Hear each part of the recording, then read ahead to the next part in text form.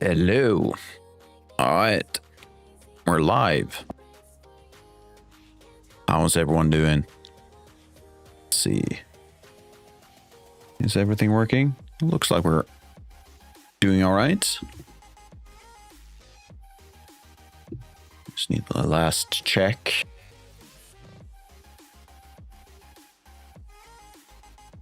All right. As far as I can tell. Yep, we're all fine. Yes, all right, so welcome all. We are live again. As always. Well, as always, it's been... Why is my head blanking? How long has it been now? The last time has to be... the Friday? I think it was Friday. I haven't been able to keep up with a consistent schedule in such a long time. So I'm kind of mixing up every stream day. I believe it was Friday. I'm going to say it was Friday. Could have been Sunday. It was likely Sunday. There you go. Either way, we are now back and we are looking at, as the title say, we're going to look at the snow material, the landscape material today. But before we do that, I just want to give a few things that I did off stream. Felt I needed that time and dig into it. There are a few things I can't do while I'm live. This I felt was one of them. I don't want to bore people while I have to stay silent for a long time to be able to just think. So yeah, so one of the things I did. Let's see, let me make sure I have all set up. Perfect. We're in Unreal. Yes. So this is what we have right now. I'm just gonna let's just run through it just a little bit quickly. Hopefully, I've had a slight issue with Unreal crashing lately. And it looks like it's doing it again. Perfect. No, we're fine. All right, I'm just going to do one thing before we start running around. That is, I'm going to close down Designer. Having these two running at the same time kind of tanks your performance. So we'll have one going at a time. But yeah, so what we had going is this. I have increased the number of things spawning. And hopefully, I've also managed to remove things from overlapping too much. The stage we're in right now, I'm quite happy. There's a lot to go. I would love more density when it comes to these shrubs. And I have a few ideas on how to fix that, but that will be at a later stage. Right now, we're in a rough stage. I just want the main components there. And for that, we're doing great. And also, you might have noticed some of these rocks, like that big one straight ahead, that one, it repeats a fair number of times. So we're going to need to have a look at that. And of course, the obvious one, the pines, they need an overall, a big one. But for what I have, I am, to be honest, quite delighted and really happy. It looks, to be fair, like in my opinion, it looks quite like a proper forest. For now, though, well, I mean, yes, we need improvements. It definitely needs improvements, but I think we're on the right track. Right, so the thing I've changed, which is something I mentioned, so going back a few streams, I mentioned something along the lines of wanting to have a calculated bounding box around my materials, or sorry, my meshes. And I found this YouTuber. Of course, I forgot to figure out what his name was, or remember his name. Just give me a second. I should be able to find this fairly quickly. Using expand tree scatter force. Check as collage. Nope. God damn, it's not here. Yes, this is the one. The task was in the wrong section. Wrong column. So what we're looking at is, just gonna grab this like so. Bear with me. We're gonna go to this side, and we're gonna have a look at screenshots. I believe it's screenshots. Could be. You know you're prepared when you have to spend like this amount of time just going around folders. All right, so this is what I'm looking at. So this guy. So this channel called Roman K. He uploaded, or they uploaded, two videos that I looked at. One was how to set up an attribute and how to kind of use structs to pass certain values or certain attributes onto other points. And one video he also showed that, well, once you have all those attributes attached to your points, you can then tell it, hey, look for this mesh that is added to this struct, and then check the bounding box of that mesh or asset. So this guy, Roman K, amazing channel, 325 subscribers that's a joke. He needs more. He needs a lot more than that, because what he showed was really amazing. And I highly recommend just have a look. That said, so let's dig into more what it is we did. So let's see. So let's just do this just to visualize, and let's add a debug. And I'm going to add that into this. I'm also going to pause quickly, because otherwise there's a high chance we'll crash, to be honest. I need to optimize this system. No, it will not crash because I made another change, which prevents that from happening. I think it's good. Oh, come on, Unreal. I just want this. Cube wired. This guy. So this, by the way, this asset, the cube wireframe, it comes with default with PCG stuff. So kind of like what that gives you when it comes to visuals. So we do have that debug. I'm going to unpause. Wait, it's not meant to do that. Just give me a second. Component, because what I changed is this generate on demand, which I believed or assumed required me to do this. Let's have another look. Where am I? I'm going to Pines. Yes, so this is correct. I'm looking at the right thing. So why we're looking at these scattered all over the places, these are assets or points placed before I start removing, before I start using density filters. And you can see afterwards you will have these points. But right now, these are not proper bounding boxes. They're not following the size of the tree. So what happens if I move this? Let's move it down a bit. Well, honestly, I didn't. Oh, let's, okay. How about this? I'm going to duplicate that guy. I'm going to connect it. So I don't need the bounding box for the pines, so I kind of disabled it. That's why. And I'm going to, how about the pause? Connect this. So what we'll see now is that wireframe cube should engulf the entire mesh. Actually, let's do it this way instead. No, I think we're fine with this guy. So if I do this, now you can see we have, oh, it's really laggy. Let's give it a minute just to catch up. And got 65 out of 65, and there we are, we're done. So yeah, so now you can see we're encasing each one of these meshes properly. And the upside with this is when it comes at the late stage, later on in our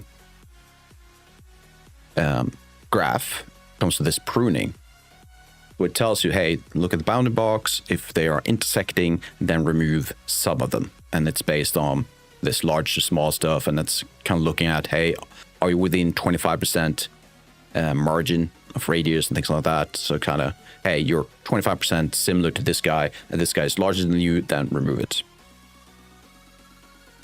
So yeah, so that is what's happening. So this node, which is a subgraph, we're going to look at the content in just a second.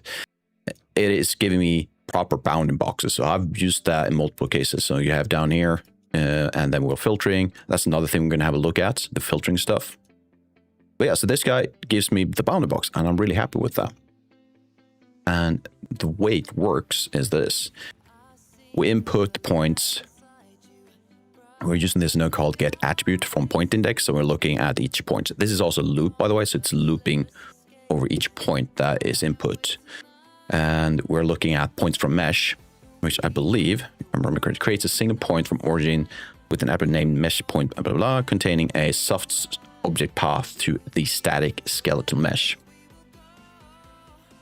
And if we have a look in this corner here, I'm telling it, hey, look for the input mesh and output that attribute name. So we've connected static objects or static meshes to this variable name. So if we do this, I'm going to press this. I'm going to go to this section. Might have to do this. Force gen. I want my table to show up. Okay, so we're doing another execute here.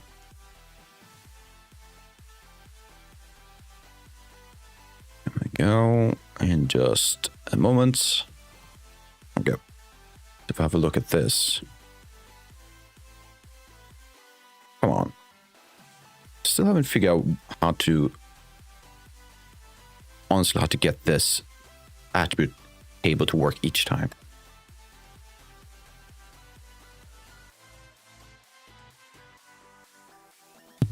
All right. How about you do this properly for me? Can you do that?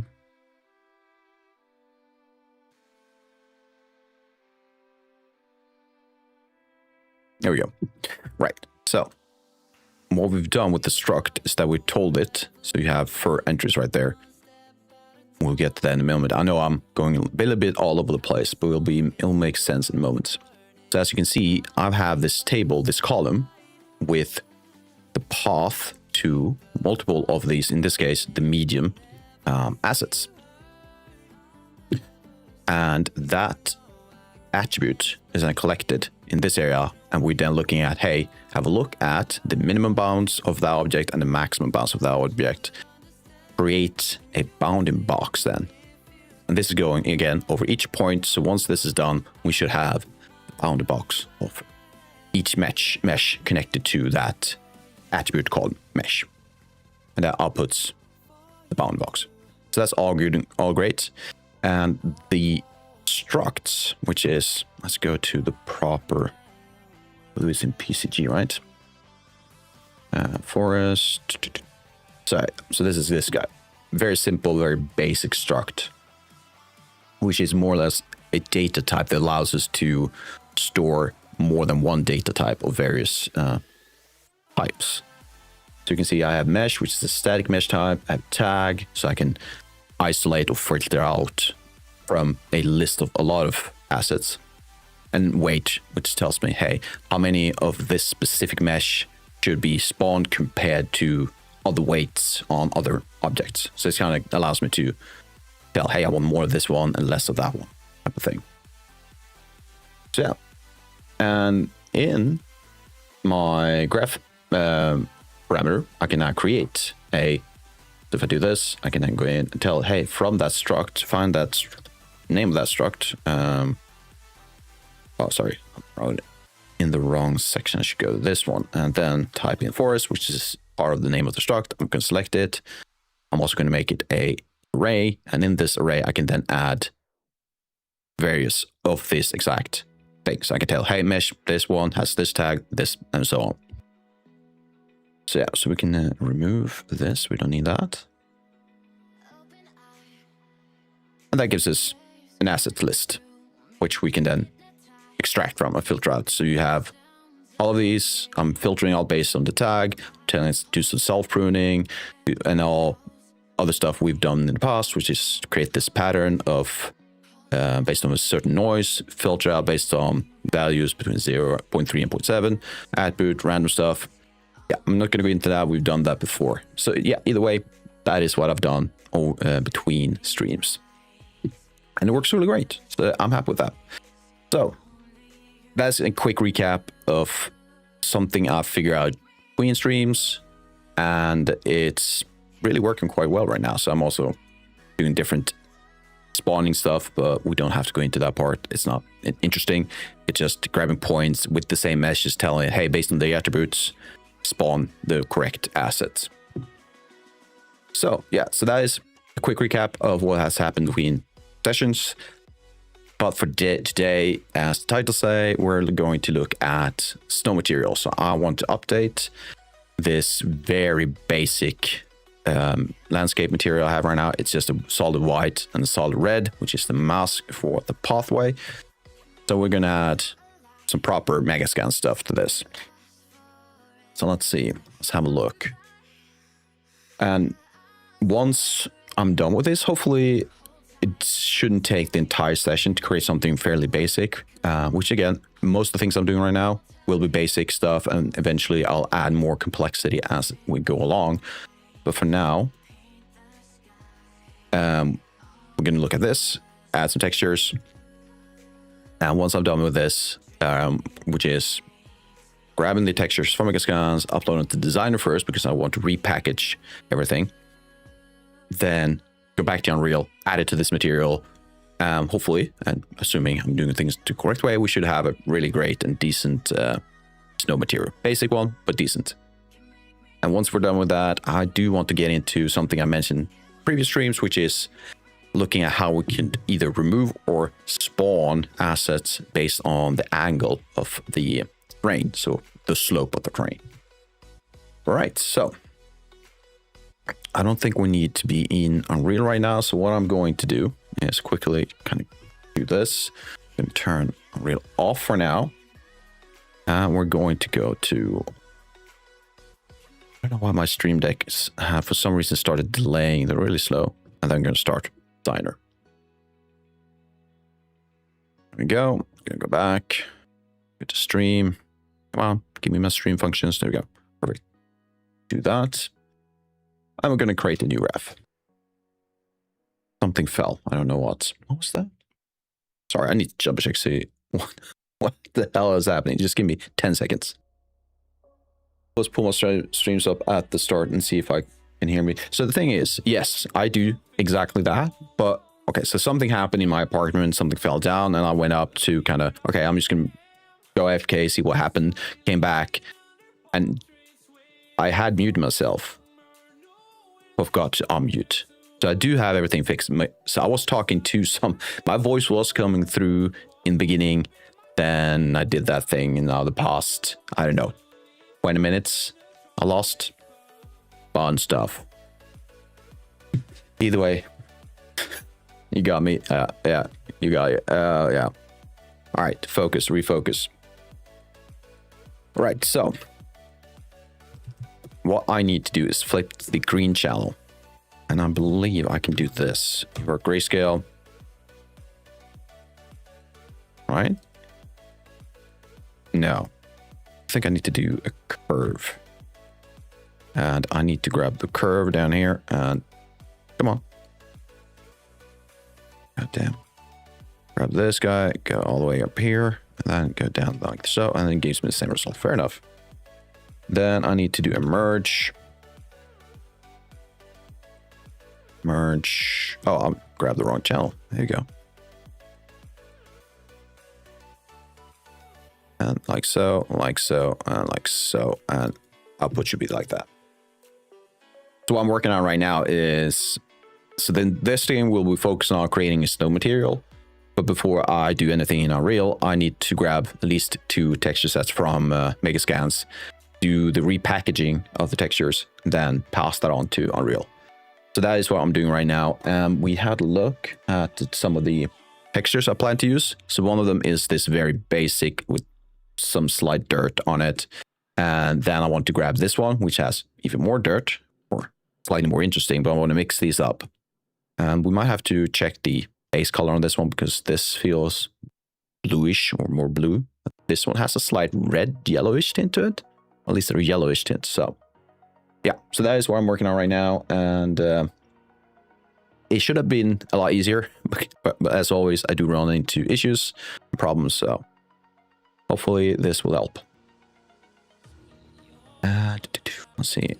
So this is what that looks like. And yeah, I don't know. I feel like this one works better. Is it just me? So this is the texture, the normal texture from Megascans. This is a generated one using the height as a base. I feel like maybe this works a lot better. We can do a test. we could. So if I do this, if I lower the intensity to something like this, then at some point we can kind of try them both out. It always sounds easy when you start, then you spend 3 days doing one thing. Yeah, that's exactly what's going to happen. I always say the same thing. Oh, we're just going to do this thing. It will take us 20 minutes. An hour later, I'm looking at stuff. I'm being sidetracked. I have made barely any progress at all. It's the same thing each time. One day I'll probably master this like time management stuff, but it's not going to be today though, unfortunately. Also, I'm going to snooze that. We don't need ads straight away. Right. Let's do this. I'm going to do... So we're going to use this later on. For now, we have base color, we have normal. These needs to be input into another merge. Now the question becomes the order of these things. Let's add height to alpha. I usually do that. Next, this is what? Roughness. Let's add that to this, like so, and so. I think that could work. It doesn't really matter that much. It's just preference, I guess. So we get this really funky texture. That's where we are right now. I started out to make it even update for my fab assets. It was supposed to be fast, but in 3 days now, because I keep adding. Exactly. That's how it goes. All right, I need to fix something. I'm annoyed by that small icon on top of my face. So I'm trying this new Twitch widget, and I don't know. It doesn't feel like it's working that well. Where is it though? If I do this first, then that. Hopefully, I'm not going to break anything. I need to go to this guy, right? I'm just going to hide it for now. Yep. Let's do that. Studio mode. I'm going to fix it all after stream once I'm done. So let's go output again. This time. And what should we call this guy? So what it is ambient, roughness, specular, light. That's one hell of a label or identifier. So A and B, OCC, roughness, specular, light. And you know what? We should also, before anything else, this should be saved in source assets, textures, right? This is something else. No, so where did I store this again? Probably environments. How about this instead? How should we do this way? So I'm trying to figure out whether or not I should put this environment as textures or if I should put it in some kind of landscape. You know what? Let's do this. Let's do this. Landscape. It might be wrong. This is not important, to be honest. This will be texture, or T for texture. T. Let's call it snow. Should we call it surface? I think it should be just call it snow surface and basic. Because this will be the basic one. I know one. Go. And this will be snow.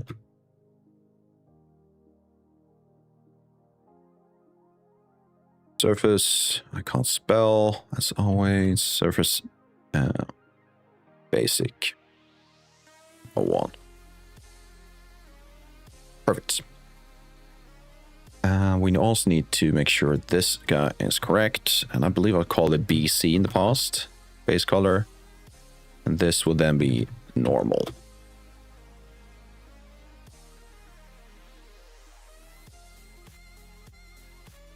Let's have a look. So this is what it looks like with the base texture. What would it look like if I do that? I'm not sure if that is better. Oh, that looks a lot more fun. What I don't like is this pattern. It's kind of hard to tell through the stream. I think it is, at least. There's a pattern of stripes going straight down. I'm not a fan of that. Can I see it even better if I do this? Yeah, kinda. You can kinda see it, right? And the big reason, I'm assuming, is because this guy is 8-bit. So when it comes to high textures, if you want the absolute best quality, you should probably go for something like the 16 bits, and preferably not JPEG, which is what I got when I downloaded this thing. So we might have to deal with going with this guy. It's really blurry. I'm not sure why it's so blurry. Well, it is the better texture of the two, so we're gonna have to live with it.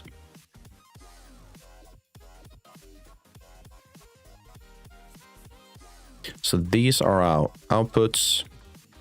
These are just for visualization. I'm gonna move this guy. We don't need metallic. I'm just gonna put that as a constant black. Be done with it.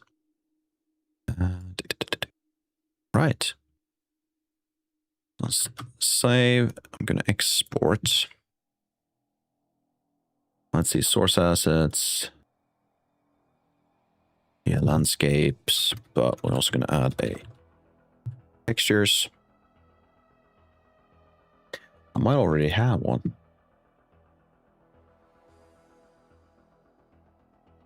Let's see.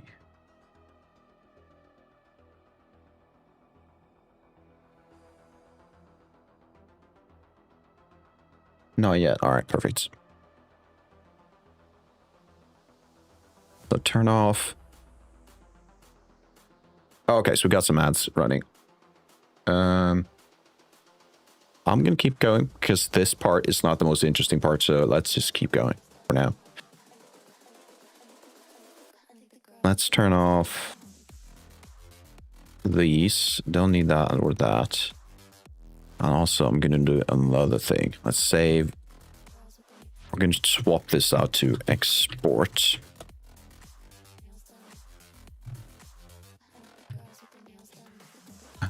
I'm also going to make sure all of these are in the same group.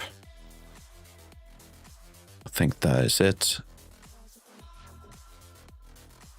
Yeah, so now we can see we have them all on the same export name. Perfect.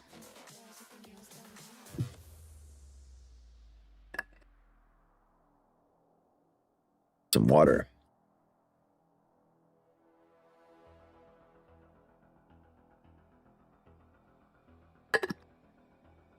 There we go. It should be Targa, yeah. Right, I forgot about something. We are going to remove that T because instead, what we're going to do, we're going to add the T in front of that instead. So now we are going to export a T snow surface basic underscore 01 BC, depending on one of these we picked. Perfect. It's an export.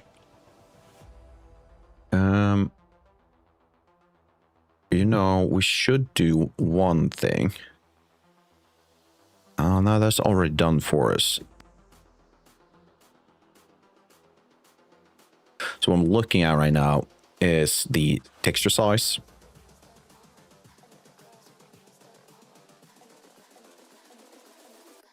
And it's automatically made for us. So welcome back to Twitch. You haven't missed much. I've just exported the files. That's all I've done. But now I'm looking at something where I don't want the bitmaps to control what size the end result will be. The way we can fix that is go to bitmaps and then go to this setting and make sure it's relative to parent. And unfortunately, as far as I'm aware, there's no way to do a bulk change in Designer. So I can't select all of these bitmaps and make it bulk change. I don't know why, but it is what it is. So let's do it like that. And then we can now see that all my outputs are 2Ks. Should be all 2K. There you go. And if I then swap this over to 4K, it's now converted over to 4K. Perfect. I'm just going to do another re-export. Like so. And do a save. Let's move that down. Next will be to launch Unreal again. And I'm going to gamble a bit. You don't want the... or at least, I should say, my computer might not be able to handle both Unreal and Designer going at the same time. Especially when I'm streaming. We'll see. Hopefully, we'll survive.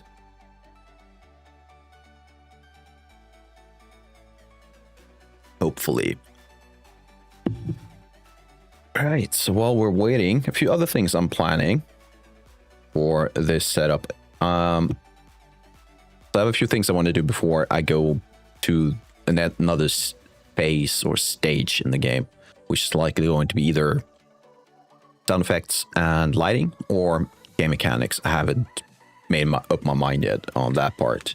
But other than that, I do want to look into, I mentioned this earlier, right now the PCG that spawns the environment doesn't take into account slopes, so we need to look at adding more details to the terrain, but also make sure that our trees and things like that we don't want to have on specific slopes, that they don't spawn there, or the opposite. Let's say we have assets like cliffs or specific types of rocks which only has one side. We do want them to spawn on those slopes to add that visual interest. That's a few things I want to do, at least one thing. And then I also want to look into, I've written all this down. Yeah, I'll go through that. Yeah, I'm on top of things, apparently.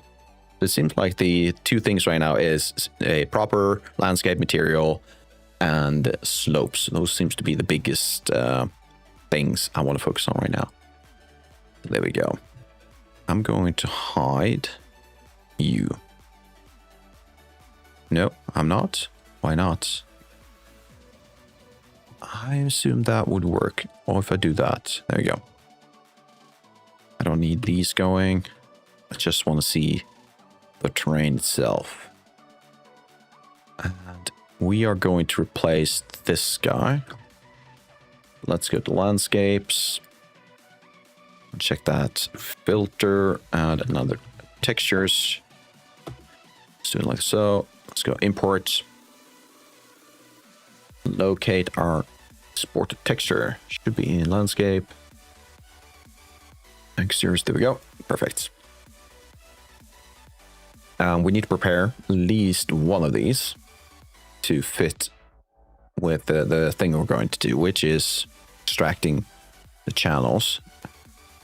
How about sRGB is on? We want that off. You can also do this, by the way. That might be faster.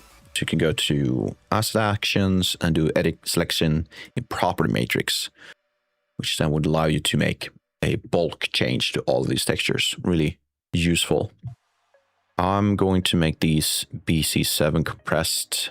Apart from one, I made a mistake. The normal doesn't need to be that. That needs to be normal. That needs to be BC. Do you need to not have to have sRGB on now that you're normal map? Maybe not. None of these are important. We're going to go to max though. So instead of having 4K when we so the source asset will be 4K, but the asset we use, the binary, will be 2K. Let's do it that way. I think none of these are important to change right now. There is one called the group. Texture world. This guy needs to be texture group world normal map. There we go. Let's save. So in landscape, let's drag these in. This around. I think this would probably be the best. Next, let's make material. And move these in. Metallic, normal. Let's see, ambient, roughness, spec, and height. We'll leave height for now. Thank you, 0. I think all these should be fine now. Alright, so, like so. What are all of these? These are for the... no. Let's see, high texture. Alright, so this is for the path mask. Correct. I need to give this a bit of a think because I need to remove this part. And this is the UVs. So I'm going to move this out.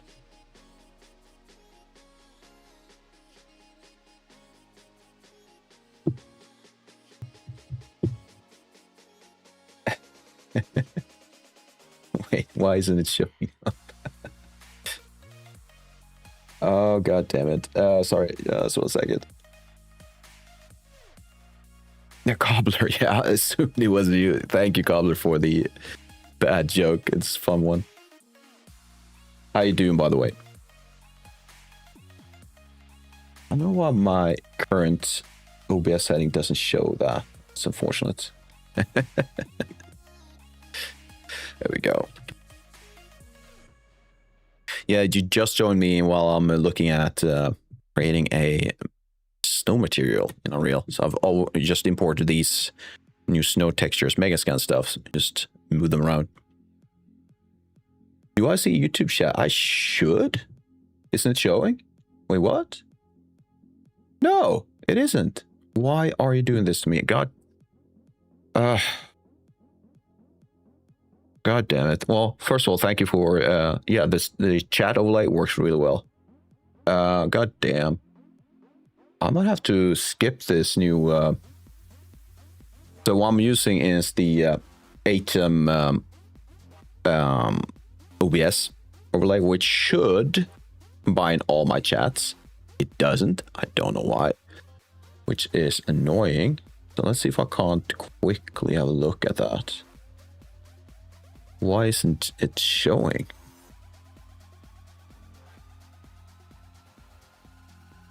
How about we quickly do this, then that? Oh, god damn it. That is not what I wanted. Please give me just like half a minute or two. I don't know. This makes no sense.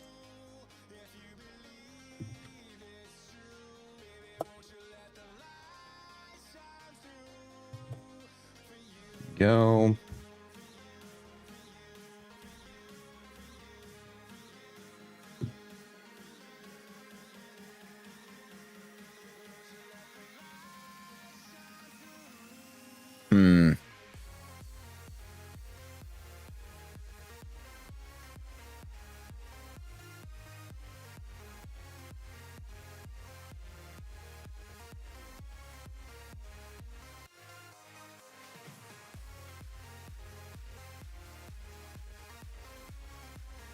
All right, so I've logged in again. Let's see. Oh, there you go. Now it showed up. I don't know why. So, now I can see it all. So thank you, Cobbler, for showing me that or pointing that out. So this is the Scuff stream. I've got to unmute, so I have like 20 minutes of me just rambling, no one listening. And then, of course, YouTube decides to, or plugin decides to do its thing. If you like art, blah, blah. So, all right. So what you did miss is, that's a good question. When did you join us? So not much, I guess. Kind of recapped the previous stream where I did manage to find a way to actually generate the bounding boxes around my PCG assets, which is really nice. And after that, I just went into Designer with some downloaded Megascan stuff and packed them into these 3 textures. So I went from 5 or 6 to these 3. That's kind of it. So nothing much really yet. Hopefully I'll get more done in a minute or so, but for now, yeah, that's pretty much it. Other than that, how are you doing, by the way, Calder? Anything new? Do this. Smooth that. So we're just going to, we're cleaning this up. So it's easier for me to see what actually is going on. So let's do that.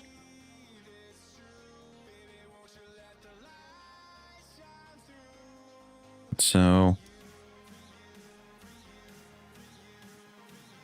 UVs, there we go. Well, I did see Twitch chat before that, but now I can also see Twitch and YouTube in the same window in OBS. Oh, well, there you go. You have something else going on.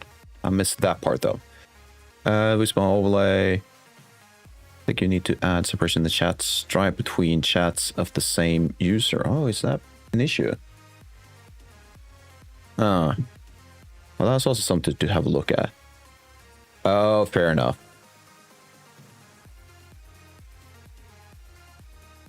Yeah, you might be right. This is also a new widget. This is only the second stream I've tested it, or it's from the YouTube and streamer Nutty. You might have heard of him. I might need to look into more, see if there's some customization I can do. But yeah, now that you mention it, when it comes to long text, it kind of takes up the entire thing.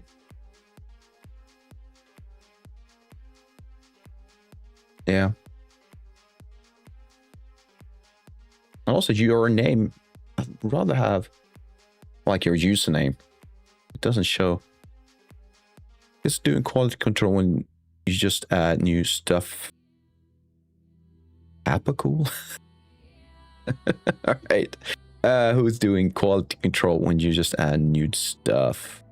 Oh yeah, but someone has to do it, and I really appreciate it, although it'd be annoying. No, I do appreciate when people point out when things go wrong.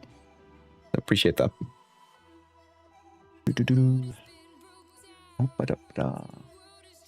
Now I'm lost. Where am I? Who am I? I'm in Unreal. Right. UVs. Height. This should be the path texture. So that is the render path texture. That's fair. How about we do this? And that. Why am I not seeing things? There we go. Yeah, I was saying when I type in chat, it won't print username if it's the same. No, I did notice that now that you pointed that out. I don't know why. I was pretty sure it did. So maybe something happened, or it never did, and I just didn't notice. But it is something I want to change. I do want your name because I do want to see if it's more than one chat, like a different one. That makes sense. Yep, see in a bit. Reroute. Let's do it this way.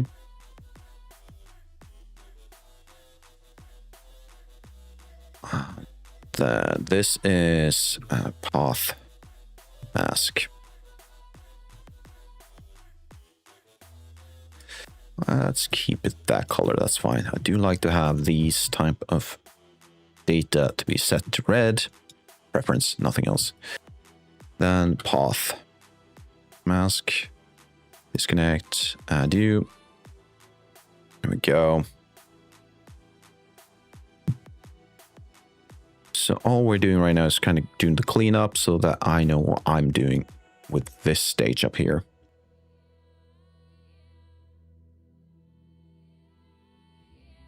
there is, what's it calling it? Landscape. Base switch. No, it's let's lay await, right? Been a while.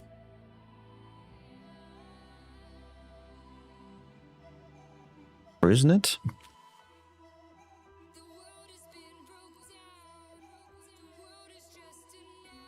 Landscape. Layer blend, that's the one, right? That's the one I want. So the first one, I don't remember, it's been a while. Weight blend, I might have to look this up.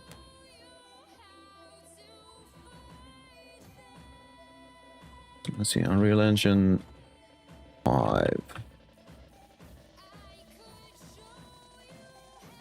Layer blend. We can't figure out what each one of these options does. I mean, one of them is like due to height, then you have alpha, weight.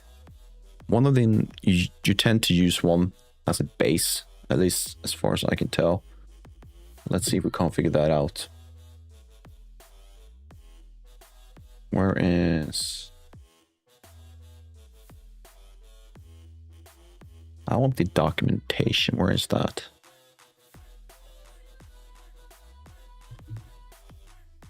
About this. No.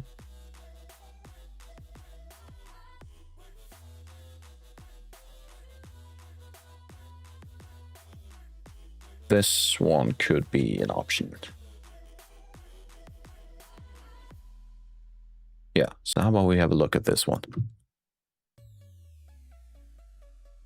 So what we're looking for, so we're at this stage, create layer blend base color.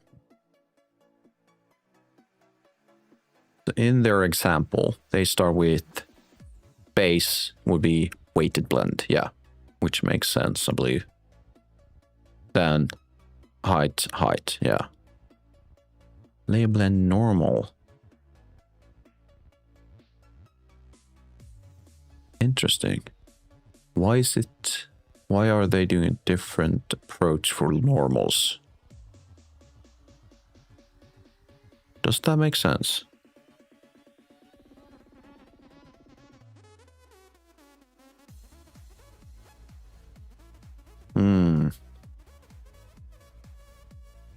Well, it's the preview white. Maybe it doesn't make that big of a difference.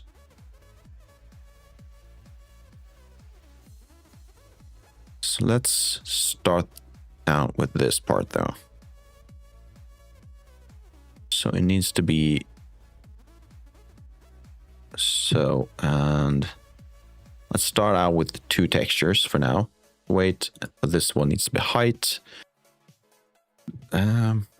About snow, basic. This one will be, I called it something else earlier. It is this. You know what? Let's try that. Snow.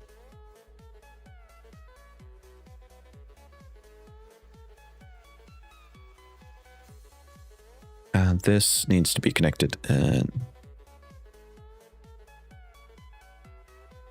right, I can use. So I'm meant to use the height from this texture. Okay.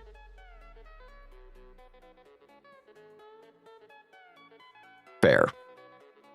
Because then I can do blend between them. Right, okay.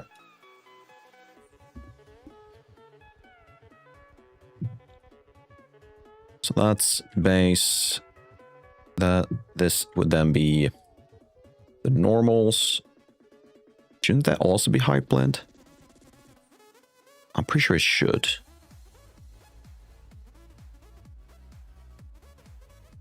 And I did this to be able to not have to make multiple of these, right? How about we do this? It's been such a long time since I looked at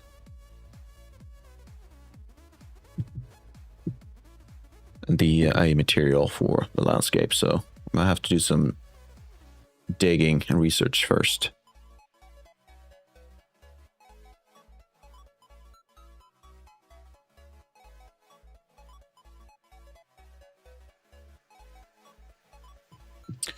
So this one, then all of these. Yeah, fair enough. Find your material content, click on to select it. All right, I need to go to landscape and add the material. That makes sense. I'm going to paint.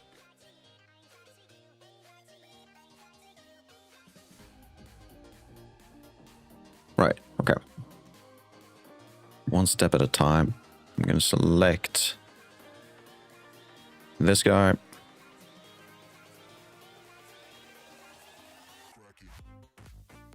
I've already assigned that section, so why isn't it showing up? Is it because I haven't connected? That makes sense, doesn't it?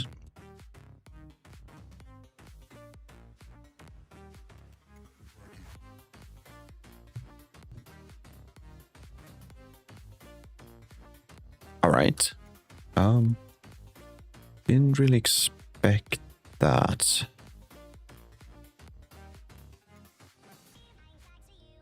I'm assuming the why we were seeing black is because we don't have anything connected to the other ones. I feel like that makes sense.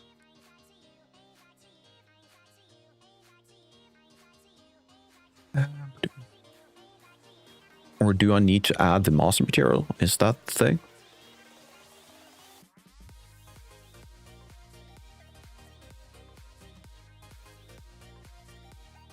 Could it be that we can't use material instances? Does that make sense when it comes to the landscape, or do I need?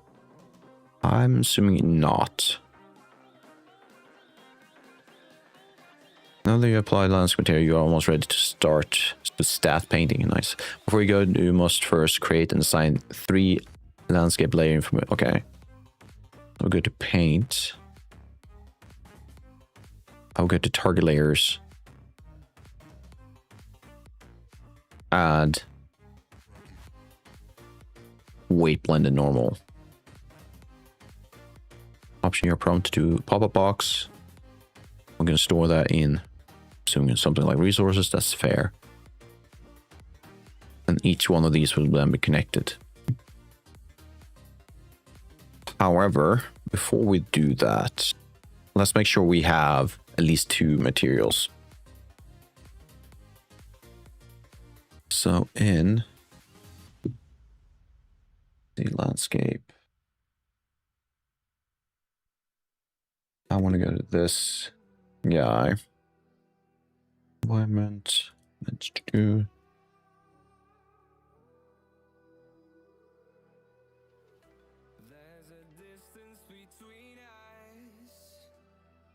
Okay, so let's save this as copy. Let's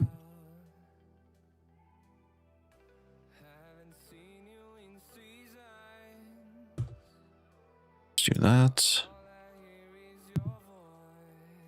And this will then be trampled.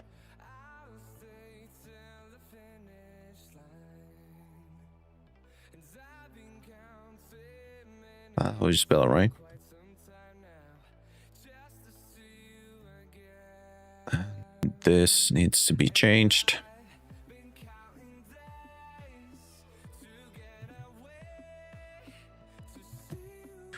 Then we need to link a new set of bitmaps. There we go.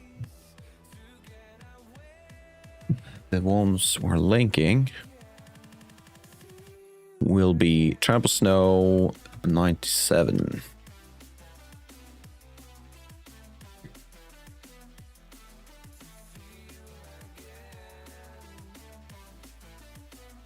Which one? This one. All right, there you go. So what is it again? Height, base. No, sorry, ambient base. Does it say bump? Okay, I thought it said burned for a minute there. Show why you burned. Spec. Transmission. Never used the transmission texture before. Not sure what that is. Either way. Let's do this. Now we don't need these anymore. Am I missing one? There's 6 of them. That's 5. I forgot the displacement. Okay. Pick it again. Oh, that's why it doesn't have...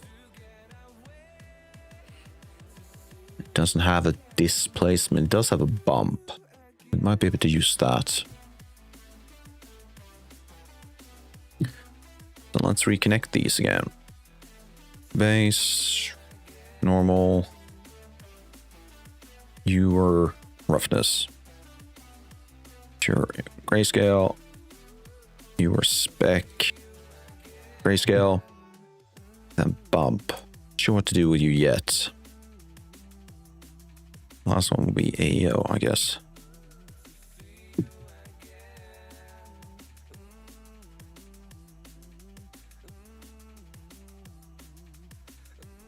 And this looks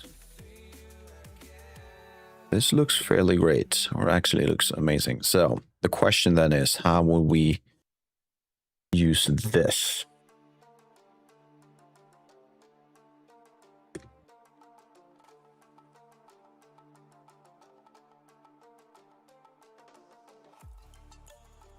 This is annoying. So how would we go about doing this? I guess we could try using the normal map. So I might create a height texture for that, but it's usually quite bad, the quality. I never get it the way I want it to be. I want to height. Let's try the high quality one. Usually get these weird patterns. And I get rid of that. That looks better. Let's do normalize. I mean, it's not perfect.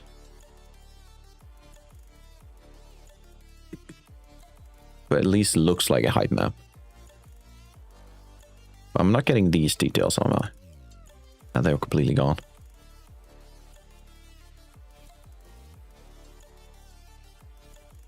There was another one.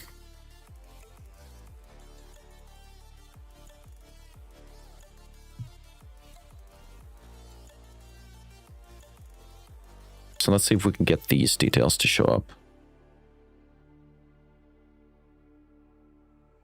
Now that doesn't work.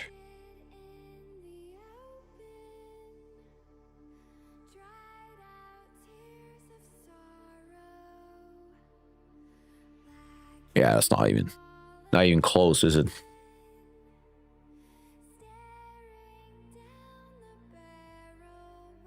I do need a height texture for what I'm planning to do. So how about this? Let's see, it should be part of this folder.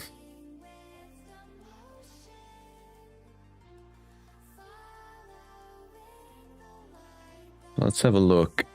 I can't get, because I do have these. But I might have to use these instead. That's footprints. That's also footprints. No, I prefer this one, but I'd need a height. I might be able to use the height from the other texture instead. I think that makes more sense. Alternatively, we could pick a completely different texture.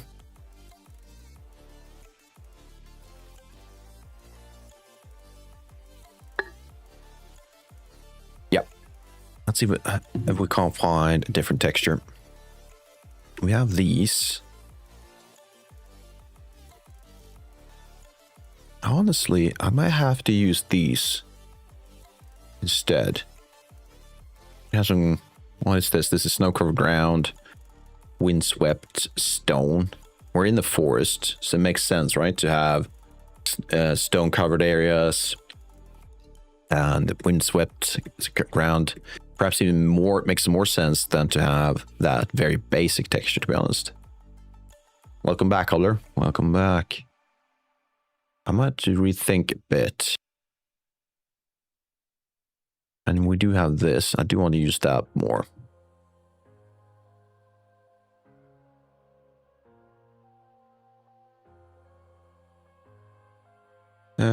So I was saying, I'm sure there's an option to keep the username off the same use message. Probably, yeah. So the widget is set up fairly easily. Like you go through a PDF, you click on the link that's in the PDF, and then you will go to this website where you have a ton of options. What I haven't checked for, because I wasn't aware of it being an issue, is can I move the username to before, and can I make sure it happens each time someone makes a chat? I don't know. I have to look that up, but I'll do that off stream. I'm assuming it's not going to be fun at all looking at me struggling with that part. Did I try the AI thing you sent last night? No, I didn't. To be honest, forgot about it. There was a few other things that came and had to be prioritized. I did completely forget about it. Could you link it once again in how dare I? Yeah, how dare I? Could you link it again in Discord for me? Because it's easier for me to remember if it's in Discord, because I can keep it unread. Then once I'm ready to have a look at it, I can just click on it at that point rather than have it in chat. Yeah, that makes sense. Awesome, thank you. All right, so pick one. I'm going to pick. How about ground? Let's go with that. No, crowd with ground. Makes sense.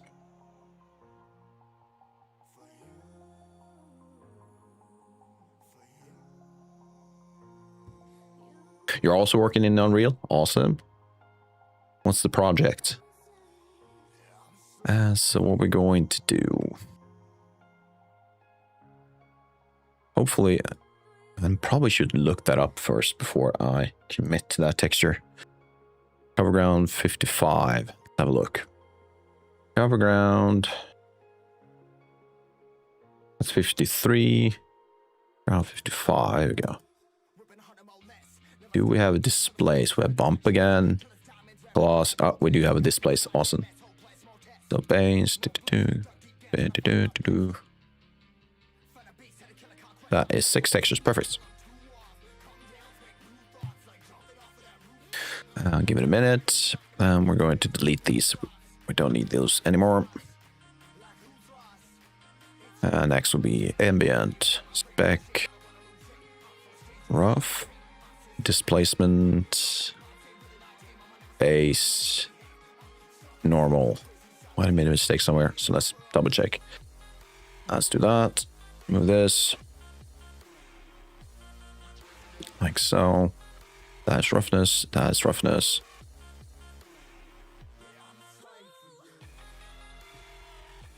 Let's do this and that. So it's for a VR movie. Cool. Historical scene. Awesome. I do have a question. Okay, question regarding Unreal and VR. That might be difficult, but please send it my way. See if I can give it a shot. I am not super familiar with VR stuff in Unreal, to be honest.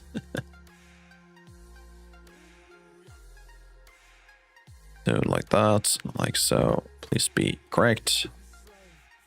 Now I need to check. I never remember this. I believe because it's DirectX, you want the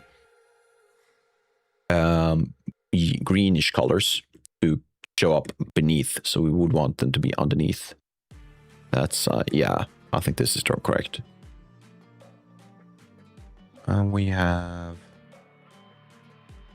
this might be a better path texture, to be honest, but for now let's add it to see how it works. And we need to save this. What was the name again? It's a good thing I can't keep a name in my head. Cover ground. Snow covered ground.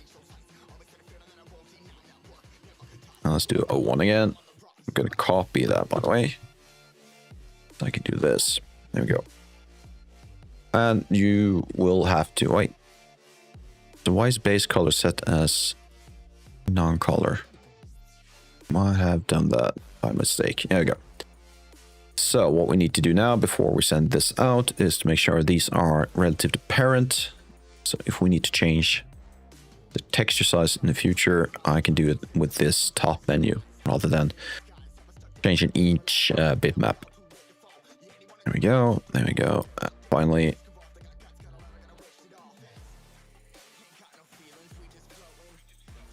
This will be 4K. Export. Yes, that should be correct. And that is correct. Let's export that. Let's see. So let's say there's a wall. It can be a brick wall and it's placed on the ground, obviously. Yeah, fair enough. The ground is sand. How can I blend the intersection and make it blended with the environment instead of looking at the object clip through the ground? Okay, so if I got this correct, you want a option to blend between a ground texture and an object that kind of intersects with that ground texture. So there are ways to do it, although I haven't done in a while, so I can't give you step by step. But what you would look for is videos or sources online that relates to virtual textures, if I remember correctly. And then that will allow you then to use virtual textures, and a few other options should be in those videos to blend between these two textures. It should really give you an awesome result. And it's a Google search or a YouTube search, like blending two textures, Unreal, blend virtual textures, or something along those lines. It should give you the result, all the videos you want. Hopefully that helps. I will eventually get into that myself because I do have my rocks should blend with the terrain, but that will be after I made the landscape material. So it's not in the near future, at least.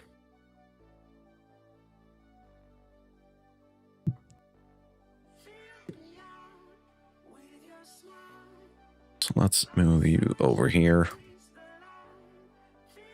Next, follow-up question. How to add or sand that look like a pile so it looks like there were whether they blew the sand like this, whether they blew the sand. Okay, so again, you want to see, like, so if you have, for example, a rock in a sand texture or sand, or in a desert, you want them to pile up on one side. Is that what I'm getting at? Or you want them to have the way the sand looks like if it's been placed on top of something? To add or sand that looks like a pile, so it looks, there's the weather. It's for the wall and the ground intersect. Okay, so after you made the blend, you want a small pile of sand to kind of pile up between the ground and the wall. Is that the way you want it to? Am I getting it correctly?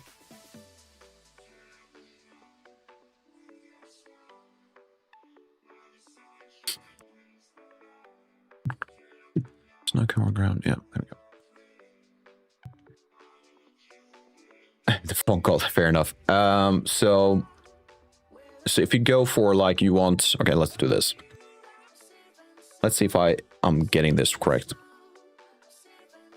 So let's do black, pop, do this, figure out this. And so if you have a wall, like so, and then you have your desert around it like this. Okay, so that is the basic scenario. So the blending between these two, that isn't the pile. That will be your virtual texture and a few other lerps. I'm assuming lerp would be involved, something along those lines. If you want the pile that goes up and like this, right? You also want a pile that kind of stores on top of a wall in similar fashion like this. Then you will probably still use the virtual texture, but that will be a blend between these two. And you would have an actual geometry. It can't be even piles. You want it to be going across the entire thing. I would probably use proper geometry for that, or alternatively, there's something called landscape patch in Unreal. What it allows you to do is to place the kind of similar like a decal, and you can then add a height texture to this patch, as it's called, and that will allow the landscape, if you do have landscape, to deform based on this patch. So that's another option. You can place it just at the intersection between the brick wall and is it more optimal? No, probably not. If you're creating a small scene, I would just go for geometry. If you're creating a large, proper playable area where you need multiple places where this will happen, then maybe it could be more optimal. I will probably lean more into proper geometry than landscape patches, to be honest. Mostly because I'm used to it rather than landscape patches are kind of new to me, but it looks like it could be an option. So yeah, I think that is where you might find your solution, one of those options. All right, and we'll have ads in a minute or so. So once that happens, I'm gonna get up. I need to stretch my legs, but for now, I'm gonna keep working until I get the message saying that it's going, it's on. It's on. There we go.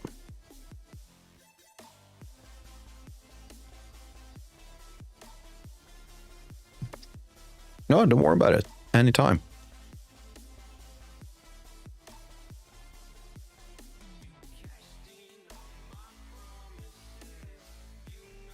Let's see, grab this.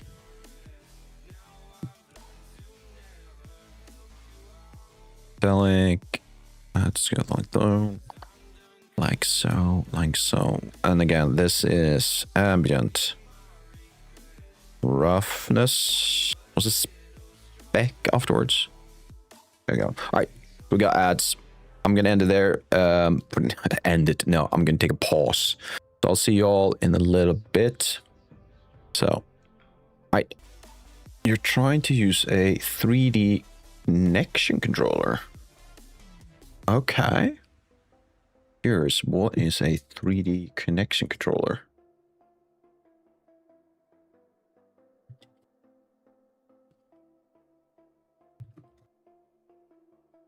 Oh, it's one of these. Okay. Interesting.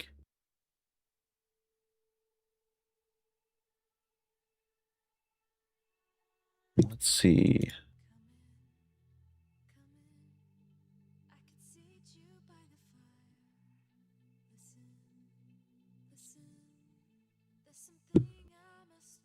You're trying to use one of these for 3D. Okay.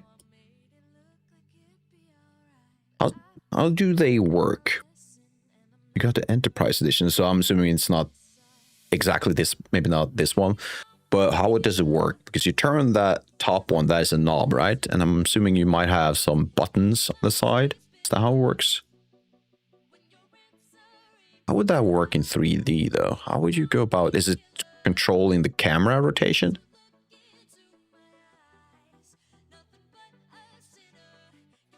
Okay.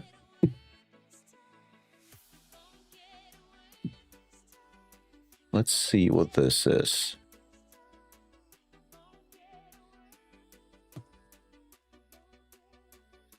Oh, okay. Wait, that's not the one, is it?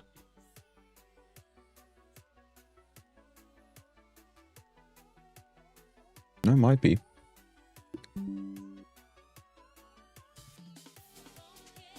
So it's this one?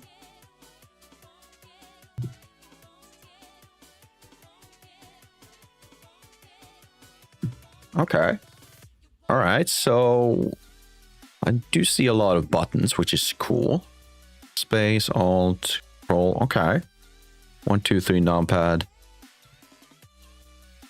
I can see the learning curve might be quite challenging because these buttons, the locations of them, in my mind, doesn't make sense.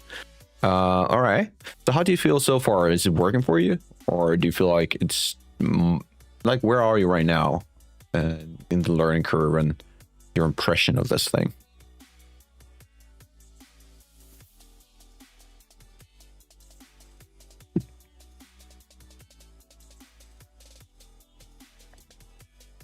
Let's see. Okay, so I'm checking Discord. So what are we looking at?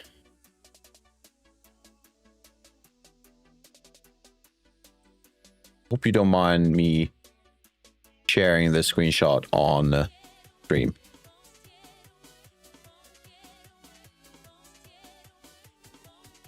Let's see, where are we?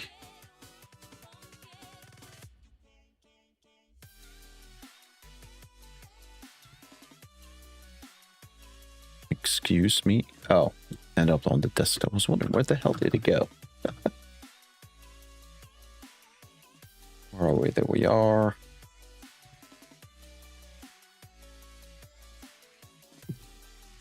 I think I got the hang of flying cam in it. Okay, I'm using Blender, but sometimes it feels super sensitive.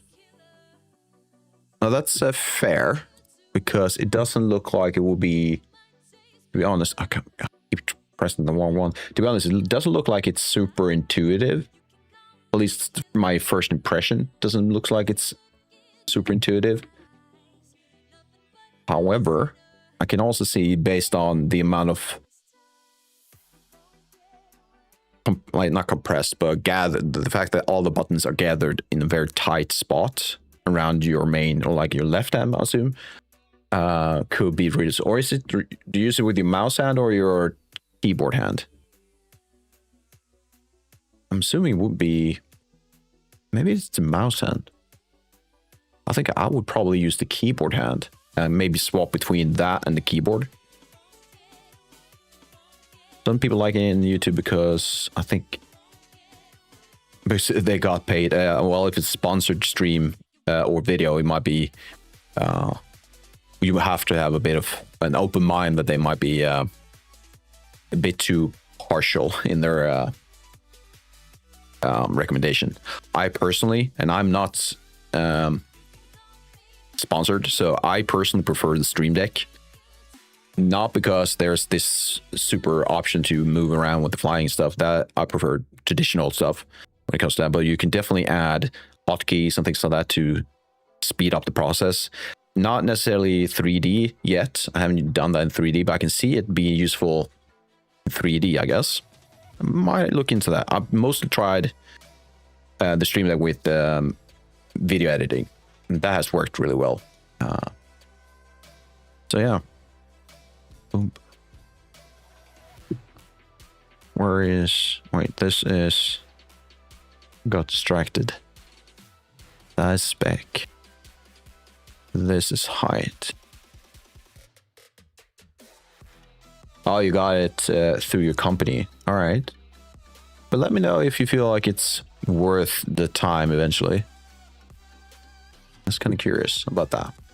Always interesting to find new stuff to improve the process.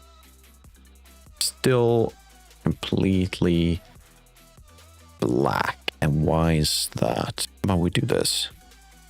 Oh, wait.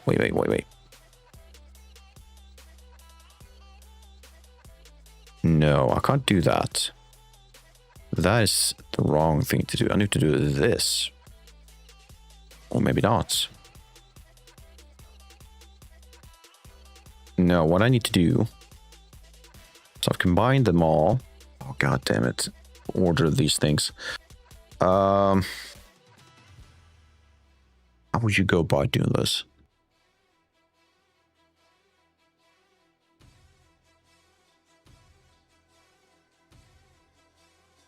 How about we do this for now? Just make sure we have a working material.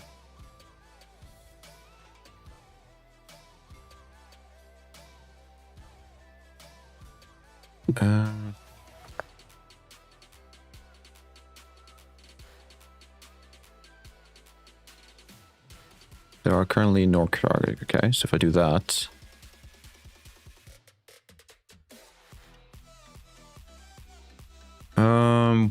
What am I missing?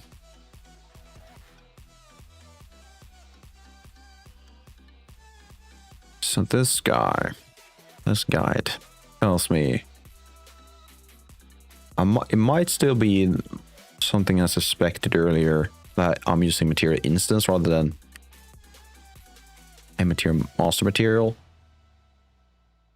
How about we just quickly have a look at what the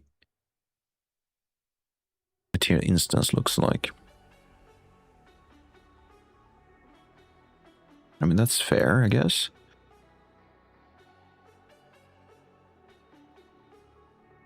Is there an issue with this section? Oh, how about that?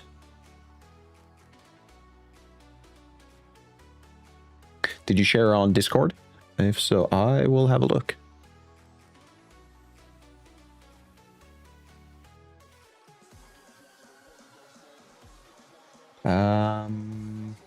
Back to this. So once we've done that, so what more or less did I set the weight to 1? Preview weight to 1. So what is it doing? Let's have a look. Grass height layer. Yeah. They don't do the make material. I don't think that makes that big of a difference. Does it? Right? It shouldn't.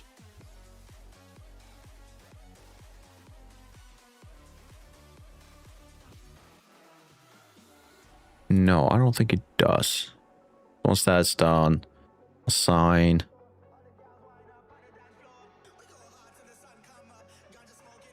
Now that you apply the must stop painting, we can do so. You must be first create and design. For objects, if you try to paint before you assign, you will get a warning. We haven't tried that yet, but I'm assuming I will be getting the warning. Target layers. And just chatting, I'll have a look in just a minute.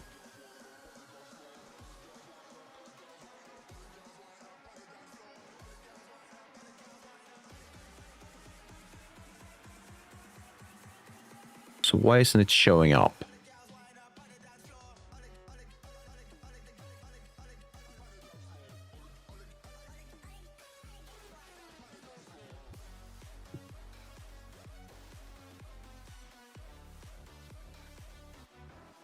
This is confusing. All right, let's have a look. Gives me a moment to think of something else.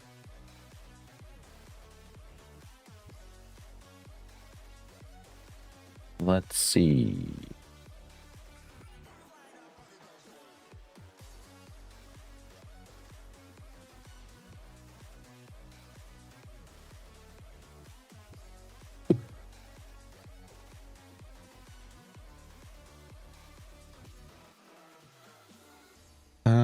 Let's get to this.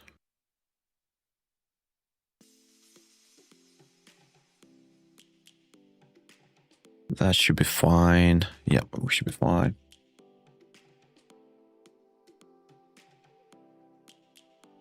Yeah, Cobbler, I assume you're fine with me showing this on stream, this video. Just double checking before we do anything else. Yep, awesome. Just making sure. Last thing I want is to do anything that makes you feel uncomfortable after you pay me. Well, you can't say it now once I've shown it. But all right. I don't think there's any sound, but either way, let's do this. So, okay. It does look slightly cumbersome.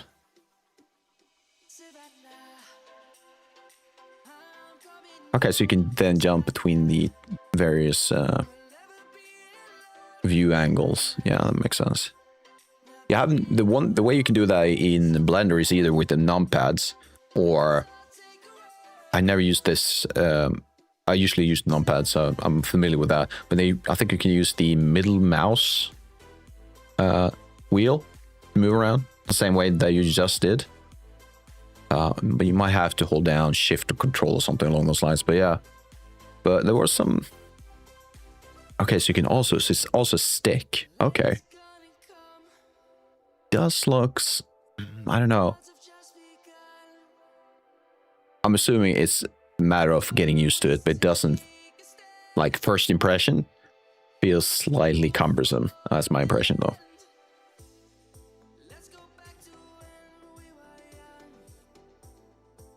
Right, so let's see if we can't get this. So why isn't it showing up? I should see these three, so why is it that I can't see them? Maybe it's something I didn't do early on. So let's see. Oh, right. Right. That is important. That is really important. Which one is it? Is it that one? Yeah. I have a custom landscape down here, so we might have to use that. But for now, I just want to make sure we get the textures on the ground at least. So how about that? Still nothing?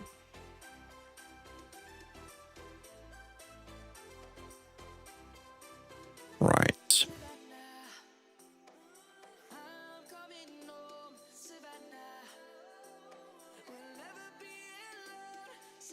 And wait, blah, blah, blah.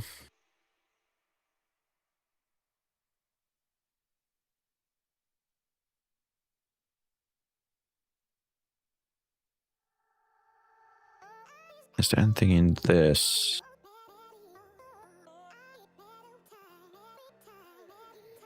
Double clicking on this. Da, da, da. Add that. This is fine.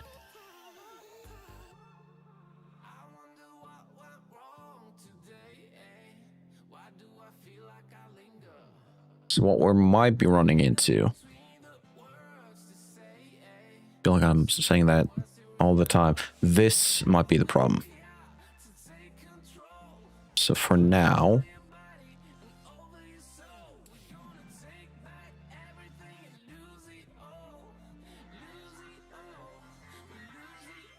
how should we do this?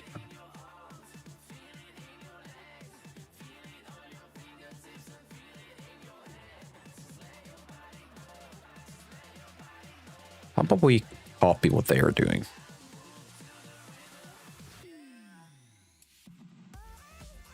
So let's have base color up here.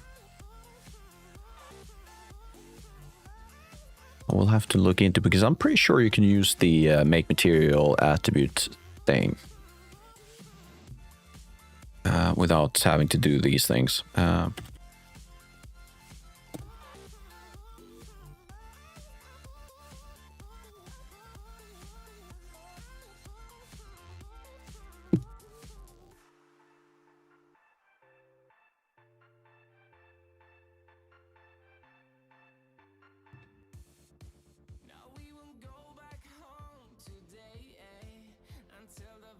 How about this? Still nothing. Why isn't it showing up?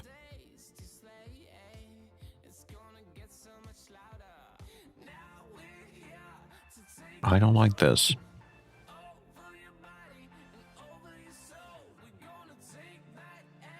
I really don't. How about this? I'm going to delete that. Let's do this.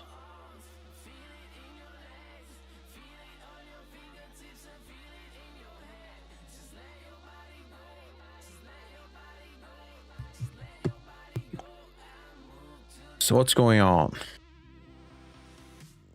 Is there an issue with you? Really fun doing all these things, right? That should be fine.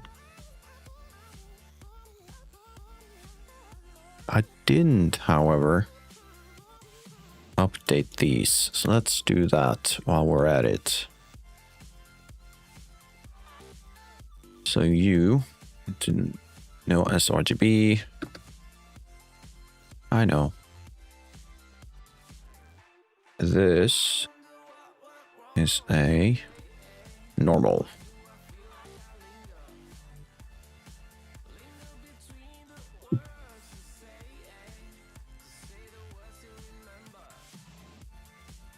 World compression, that's another thing.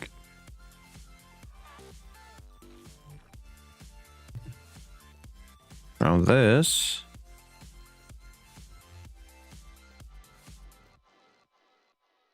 Not you. Okay, so I need to do that one by one. That's fair.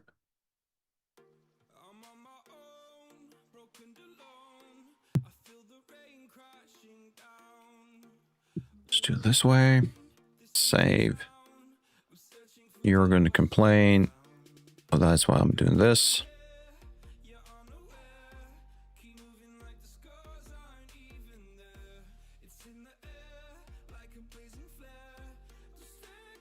Wait, what are you?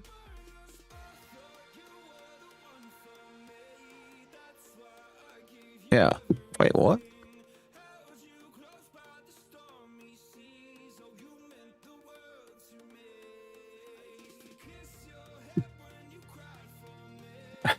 I don't know what I'm doing wrong.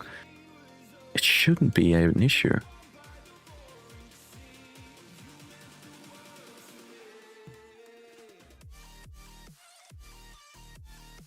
Or is it because I'm not? No, it shouldn't be the height blend, right?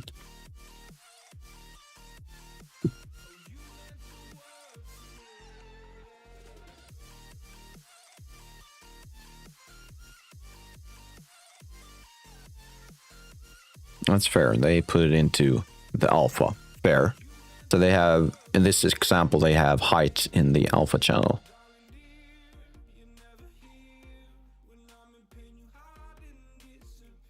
So I can't really see the difference between what I'm doing and what they're doing. Recall in Photoshop and blah, blah, yeah, fair. Which is annoying. Add a sign. Have to paint. In the landscape panel, on the target layers, you should see 3 inputs: soil, grass, snow. I don't see that. Why?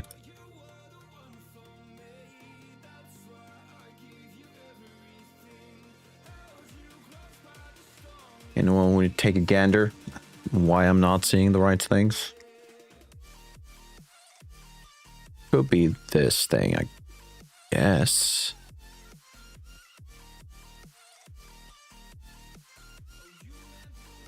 I don't feel it should be. Oh, that was alpha.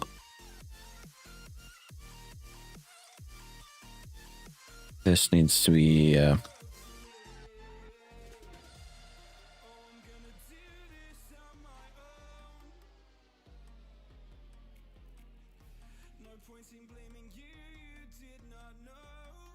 about that.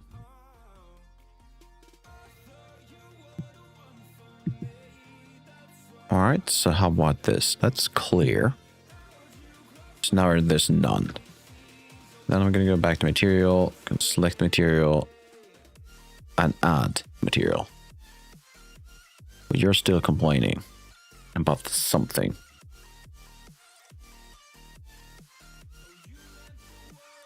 There are target layers with no layer. Create a new asset, select an existing, or use the autofill button above. Is an autofill.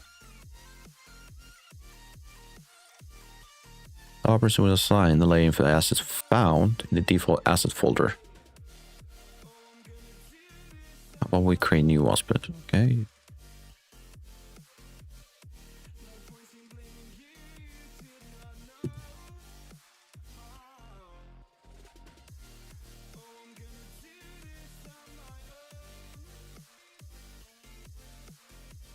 Yeah, that makes no sense.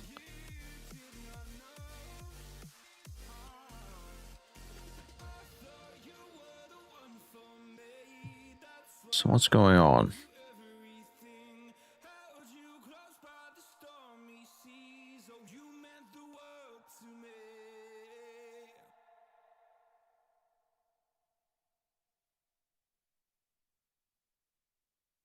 What time is it? All right, so I've been on this for quite some time, and it feels like I've tried most things. So instead of me standing up against this wall and bang my head on it, let's switch up a little bit. Let's move away from landscape, and I'll have a look afterwards. I don't like doing these types of things, but every now and then I feel like it's necessary to just do something else for a while. All right, so I need to go back to this section. So we're going to have a black landscape for a while, unless I throw on the same as we had before. I could probably do that.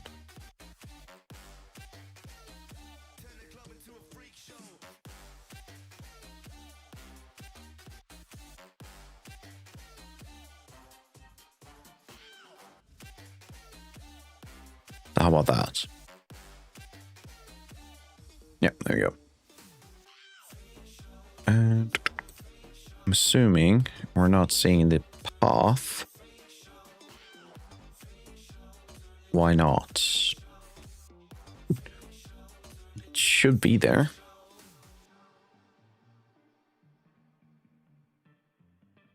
Right. I know why. I know why.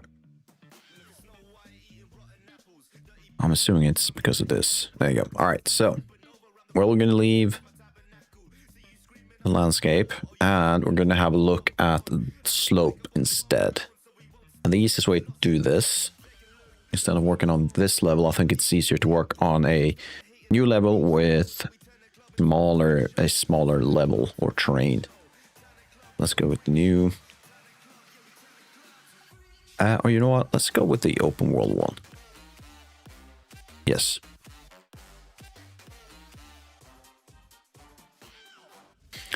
And the reason is quite simple. Do this quickly. So I can place a PCD volume instead of using an unbound level, which will mean I'm looking at everything, all the terrain. So instead I can just use a smaller cube in the center, and that will be all we need. Now that I think about it, I think I have it in this level. Let's see if we can't. Yeah, we already have some slopes. No, I'm going to use this instead. No, that's not the one either. I had a perfect one the other day.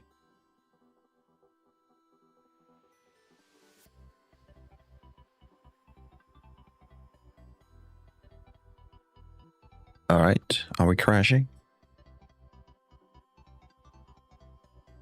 No.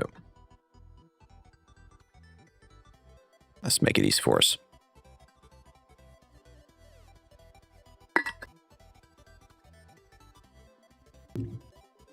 Honestly, I already have a decent amount of slopes on this one, so let's use that. So we're going to create a new PCG graph. And we're going to call it... What about the test forest? It is too complicated. We need to simplify it a lot more. So folder, PCG graph. Let's make it empty. Create PCG. Let's call it slope test. If this works, we can make a subgraph of it and implement it into the other graph later on. So what we'll need to is get landscape data. From this, we'll get the sample surface sampler. And right now, nothing's going to happen because we don't have the volume. Instead of using a volume, now I'm actually going to use unbound. I've changed my mind. So with that, I can also do this. Debug. I can move this. So I'm just going to move the debug along as I'm progressing through the graph. So I should be able to see now if I place this in the level. There we go. There's a lot of them, so we don't need that many. Or close it. This guy, let's half the number of assets or points spawning. Is that really half? How many are spawning right now? Let's see, I'm spawning 200,000. Definitely don't need that many.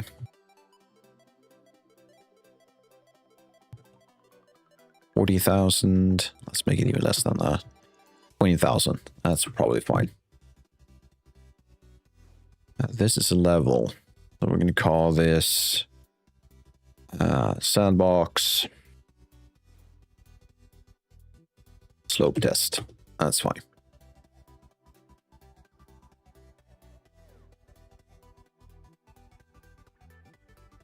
Save it, please. All right. Perfect. So what we don't want is these points to spawn. Everything else should be fine, like up on top of this ground. And the way we should be able to do that, if I remember correctly, it's called normal to density. Let's see if we can't figure out what it does. Can I get some information?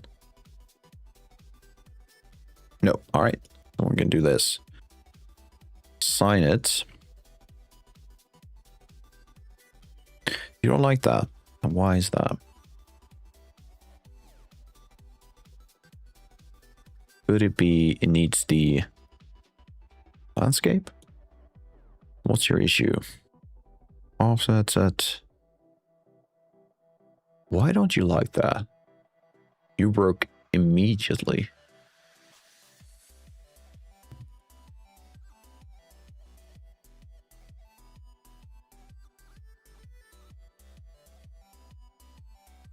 How interesting.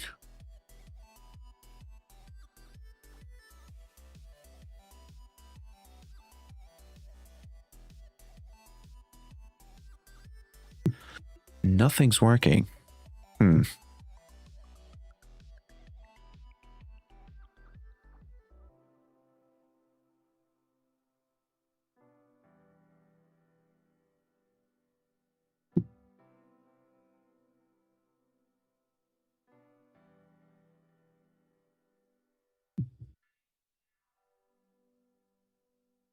What are you complaining about?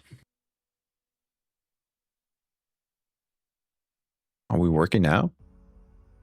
Yes, we are. All right. We're then going to do this.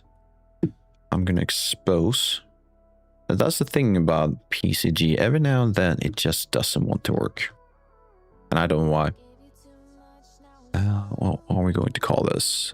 Normal. That's perfect.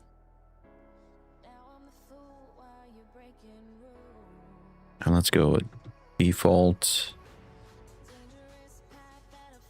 Pull this out. And we're going to grab this.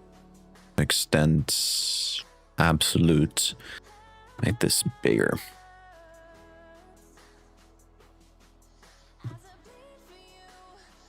There we go. So now we can see what we're doing. And we're going to pick slope. So I should be able to do by lowering.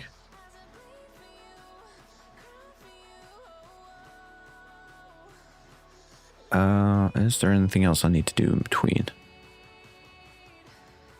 Minimum, maximum, subtract, divide, multiple, add.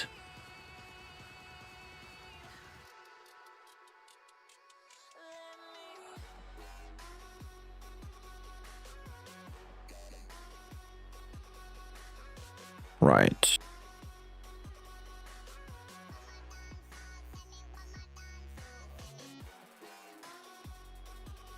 I don't think this is meant to be used this way.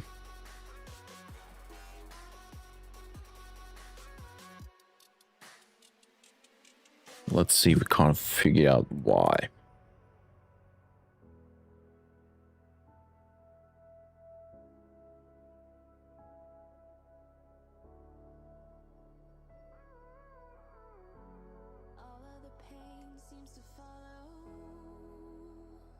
So I do have this YouTube video that I've been looking at. Let's see if he can't give us a clue. Right, so his volume works straight away. A lot of fun. Of course, he's probably prepared it, so why not? So let's see what his graph looks like. So he's inputting the subsurf exactly the way we've just done it. He grabs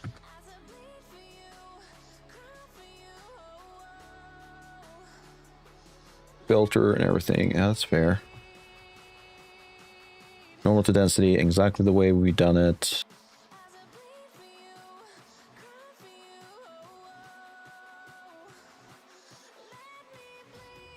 Yeah.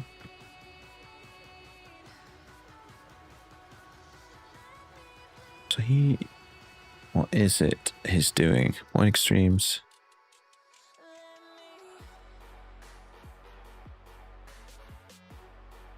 Oh. So he's not adjusting. All right. Let's see if that could work. So what he's not doing is adjusting the up normal. He keeps that. Instead, and we're going to add a new float or a new parameter. Let's make it a float. Let's make it full 1. This will be called strength. Move that in like so. Let's check. So now I have this. Also, I'm going to do something else. Can I? Why is it that I can't tell it to clamp some way? So in a material, you can tell it to stay within 0 to 1.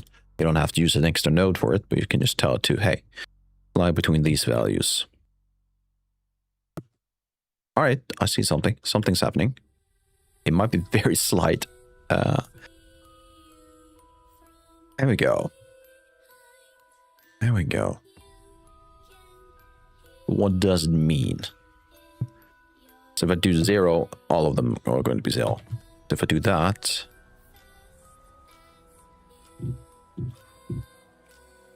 So what I'm trying to figure out is, are we looking at like 10% of the up value? I'm trying to figure out what this value means to us.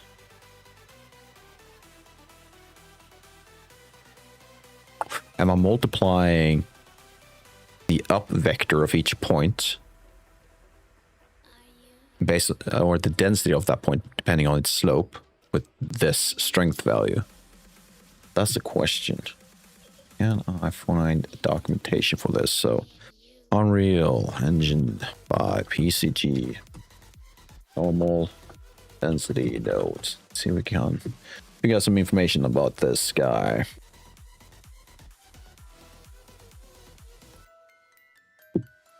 So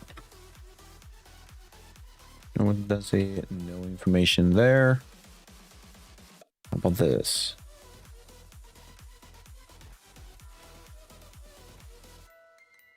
Find normal. In this tutorial, we use normal density to know to filter the points based on the angle of slope they're placed on. We experiment with making points appear only on the flat surfaces or on steep slopes. I can't say that helped me at all. What if we do this?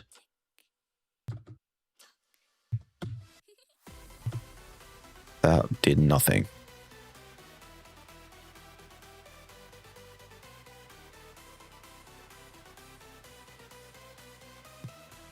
All right, so how about this?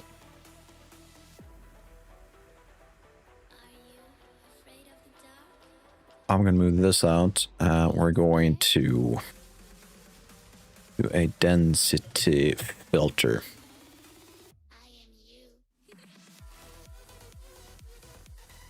That will remove all of those. So the result is more or less what I want. Question I'm curious about is, can I affect these, or how do I do that? Feels like I don't have the control over which type of slope. That makes sense. No, it doesn't, does it? So what if I do that? Then they are back.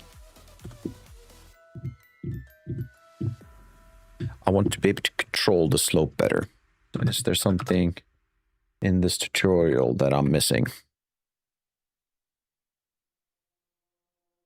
He's also going in the negative direction. That doesn't matter. So what else is it doing? He's doing the density filter. We just did that. And increase the noise or attribute noise, which is more or less just randomizing the density of each point. Don't have to worry about that.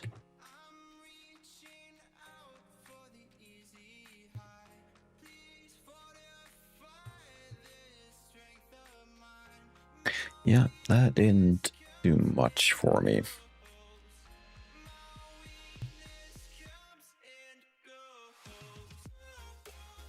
Well, it is giving me something, which isn't bad. So I would love to be able to control how far down the slope. Or I guess we could increase. Well, that's true. So what if we do this? That is 2 floats. Let's add 2 more floats. Let's call this lower bounds. All right, so I've been waiting for this ad break for a while because I need to use the bathroom. So I'll be back in a minute or so. So I'll see you all in a little bit.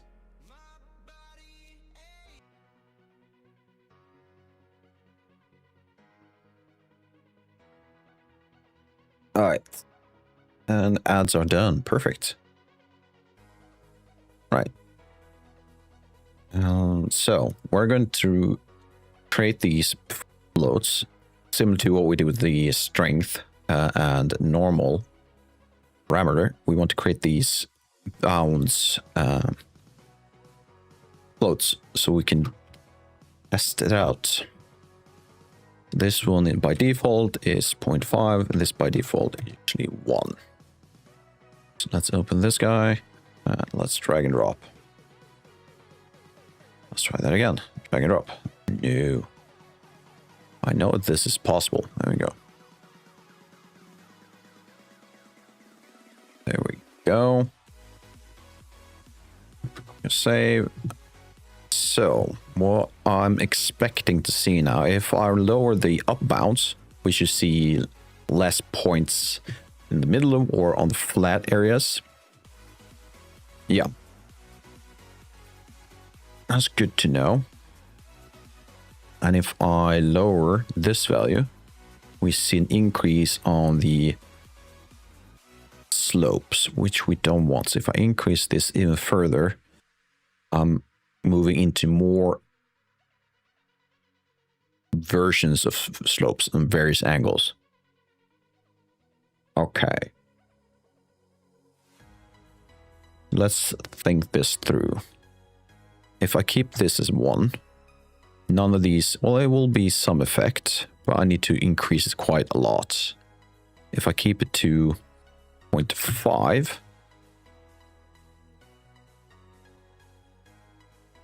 then I need a lower value to remove these slopes. All right. So how about we make this ridiculously low? Can I get, because I want to see if I can get more control. I cannot. So I still need to keep this fairly high.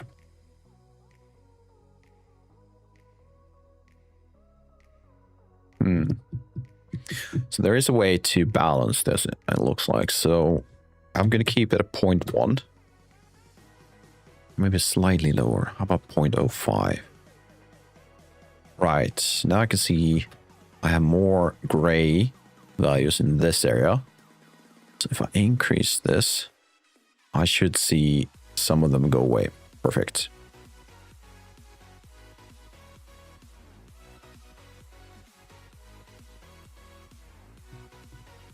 So if we quickly do a test, I'm going to first of all lower this even further.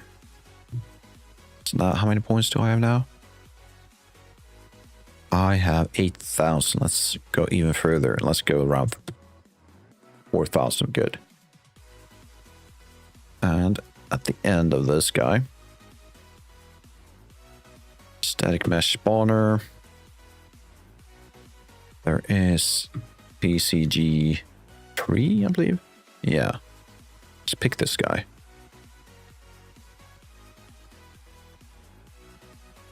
No. Oh, right. Wrong. That's not the one I wanted. It's this guy. Mesh entries, add one. Make it this guy and also make it hierarchical. In this case, doesn't really matter. There we go. Find this.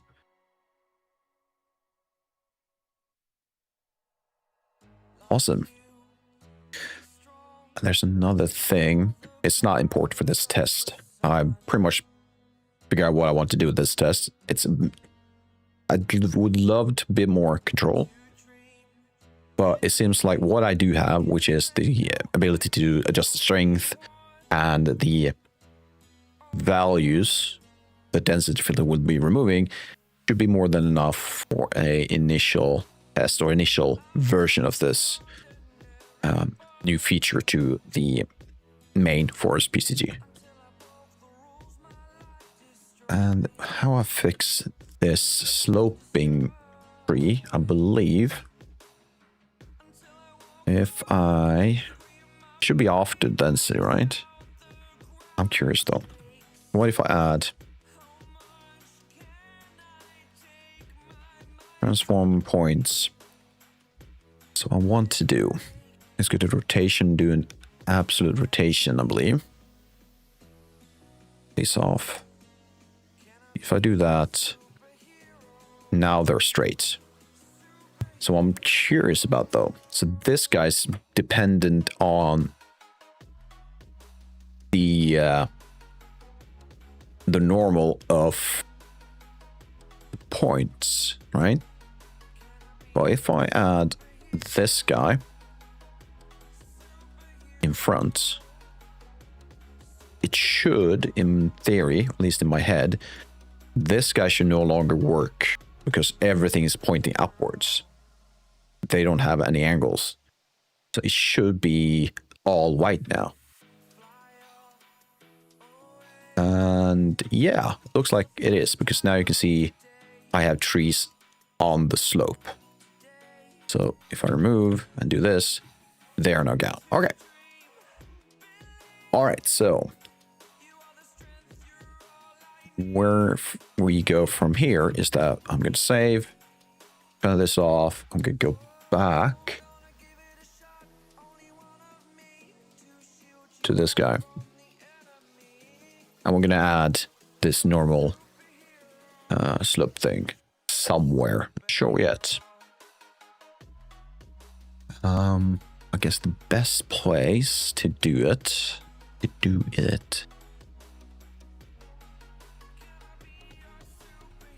not you, this guy. Let's start with the pine trees. I don't want pines on the slope. And here I make sure we're confined within the zone. Here I'm just randomly adding a rotation, a slight scale variation. This looks at all the splines not related to that confinement zone, which is the path, the surrounding walls of stone, and a spline I call the exclusion zone, which is if I want a place where I place houses and things similar, I use that spline to kind of create a open space. I could, and maybe it makes sense to add that normal directly after this. Or I could combine it into this subgraph, but then I have to rename it because it's no longer just affecting the splines. Well, if I do this, then I do density filter. I also need to stop it from computing. We don't want that right now. Let's do a density filter. And I'm quickly going to make a few things. I'm going to change this to 0.1. No, that's offset. 0.1. Keep it as is. Lower bounds I remember what 0.3 perhaps. So everything outside of this range will now be gone. So if I move this back into this, do that. Nothing will change unless I actually add slope somewhere. And this is a test map, so it's not the final map, so we're just gonna add a slope somewhere.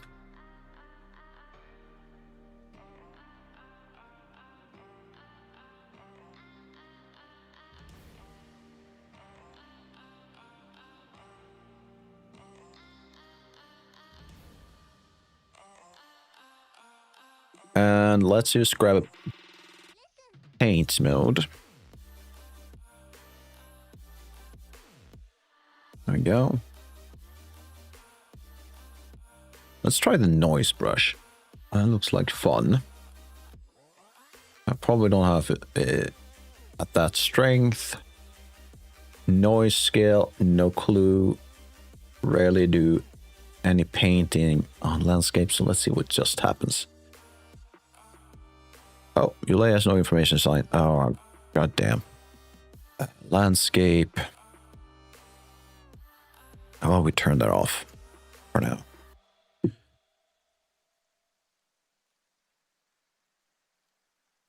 waiting for the PCD to keep up or catch up. Come on. Yeah, there we go. And oh, you're still complaining. You're still complaining. Of course you do. Can I do this? Yes. Oh, right. I can't be in paint. I need to be in sculpt. Then we'll pick noise. Right. Brush type. Simple circular brush. Alpha brush. No. Strength down. Slight increase in size. I think something's happening. No? Yes, something is happening. I'm just going to turn this guy off. There we go. And back to this. Let's go. Flatten.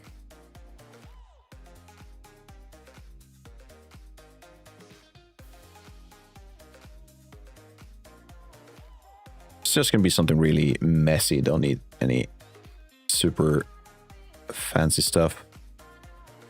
Why aren't you... Oh, cancel. All right, just give me 1 second because I don't want it to... I don't want the ECD to continuously run. And I believe this is on demand. So it should only activate once I click yes. Oh, so why are you... Is it because of the boulder? How about we put you on demand too? Anything else? PCG, BP. PCG on load. Oh, on load. No, it's fine. Okay. Landscape. Noise, size, strength.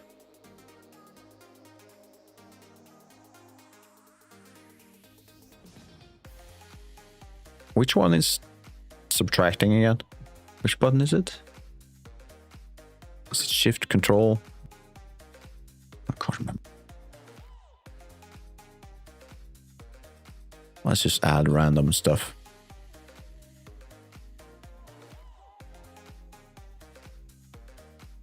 I think this is more than enough. Why is it so weak?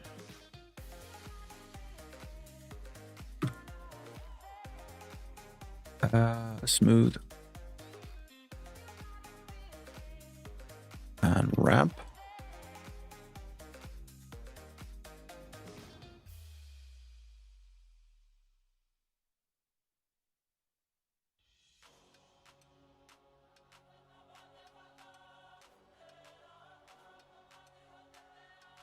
And smooth this down just a little bit. So I get the variation of different slopes.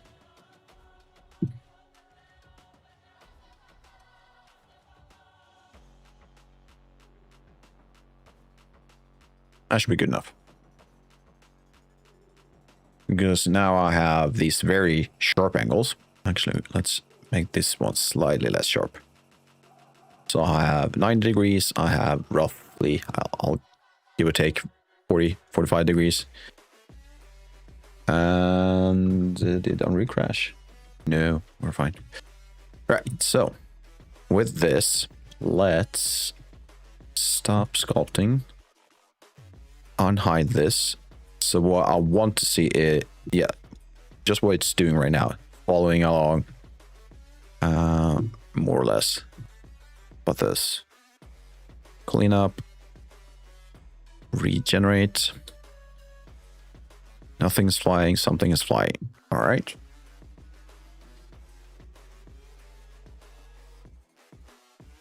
You're not meant to fly.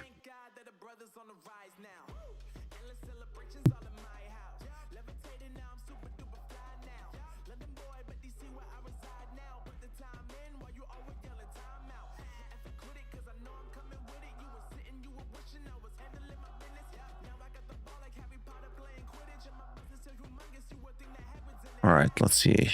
I don't want it to fly.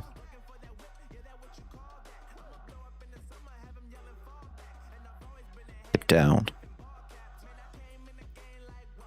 Okay. So why are you flying?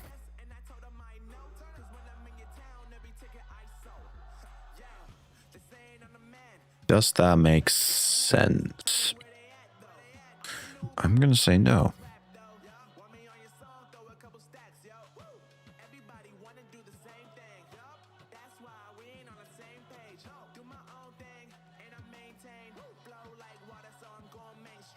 Oh, wait. Right. Oh, shit. I need to check something. So, what might be happening? What are you, by the way? You're likely. Let's see what that will be first. I need to figure out. So let's go to landscape. No, we need environment. Rocks. And let's filter. You're likely. Which one would you be? You're probably this guy. So you're medium. What do I do with all the mediums? I believe I'm scattering them around a large rock. So that is rocks. And this. So I do filter out the rocks large, then I'm filtering out the... Yeah, so I'm doing the same filter. Honestly, I could grab this section instead. Should be, give me the same result. That is then passing through. So we're going to do some detective work here. Got another execution going on. Compile, what do you call it? No? Alright, try this again. There we go. So in my tag, it's telling me I'm looking at small rocks. Only small rocks? That's not what I wanted. Where's my medium? Where's my medium rocks?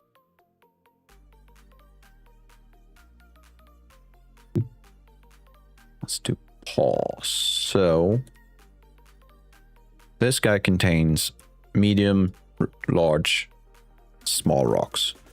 I'm telling it, hey, based on this tag, which is rock large, and that's inside the filter, go into this guy. If you're not inside the filter, you go down here.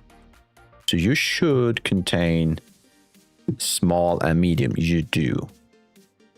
All right, and this guy doesn't do that. Why?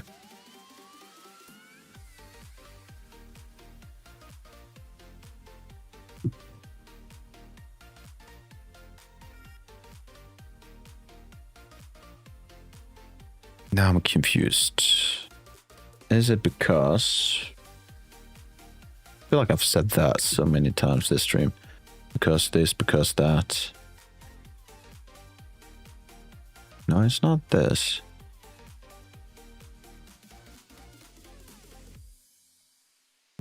Why is it that my medium rocks disappear once you get to this point? Why is that? Is it purely because of the partition I'm picking? It doesn't look like that. And also, that would make sense.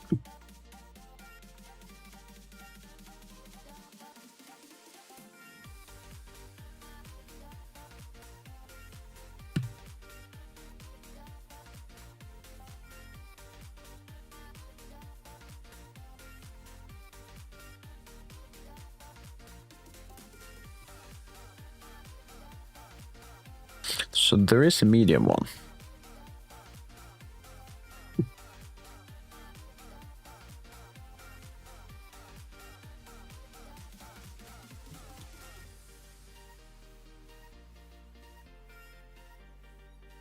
Why is that, by the way?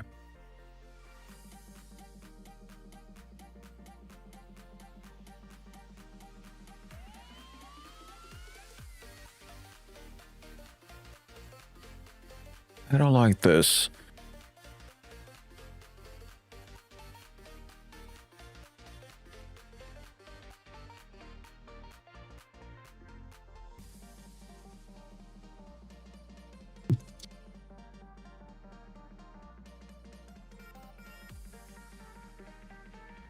Well, it doesn't fix either way. It's not fixing the previous issue with the flying rocks. And the reason is this: at this stage, I'm looking at the rocks of the large rocks and telling it, hey, around this point, spawn all of these points.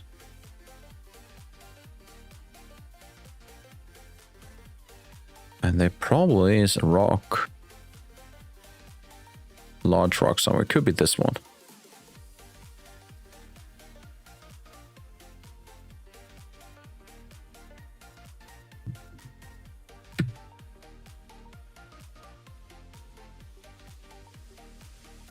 And what I might want to do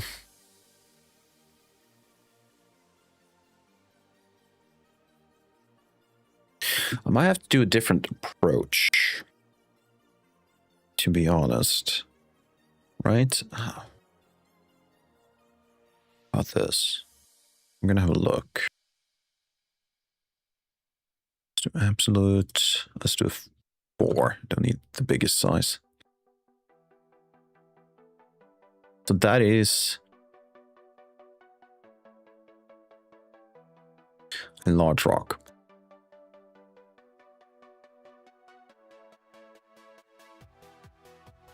Would a projection solve this?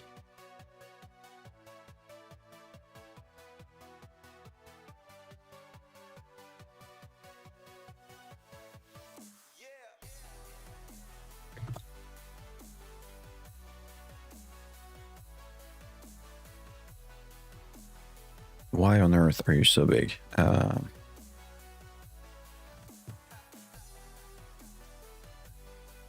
Yes, exactly. So here you go.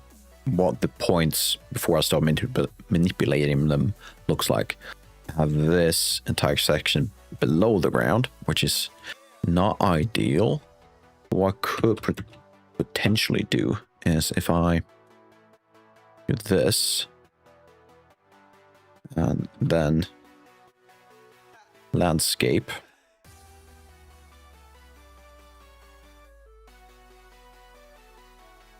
The thing I'm not sure will work with projection is that I'm assuming it's a downward projection.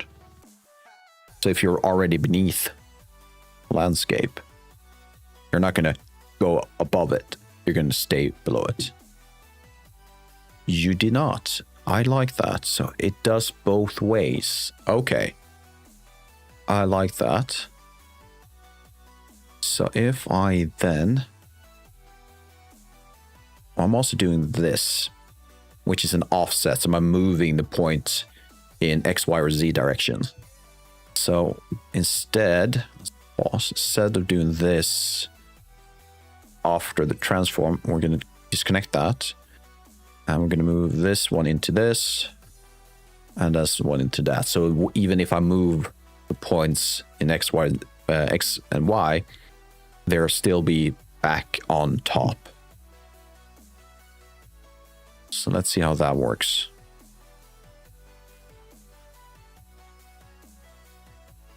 I think I'm already seeing a proper alignment of some of these rocks. Yeah. The only thing I don't like now, which is a small detail, but some of these I would like to see them even in below the ground. And if I do that before the projection, that would just cancel that movement out. So what I might want to do is do a transform. From points, but in this case, rather than moving X, Y, Z, I'm just going to move, or sorry, X and Y, I'm just going to move in the Z direction. Random between 0 and negative 25. You know what? Let's make it -5 and -25. That's not right. There we go. Because then it won't be absolutely on top of the ground, but it will be slightly below each case, or a lot below. There you go. Yeah, that is the option. That's the right way. My only concern, well, I do have a lot more. I am slightly concerned that projection might be costly in the future, because we're looking at 10,000 entries, which is insane. So I might actually lower the number of entries. And if I'm correct, if we go up, I don't remember what my main, what I was working on earlier is anymore. Oh yeah, the normal density. Yeah, that's all. How many points now? Less than half. That's fair.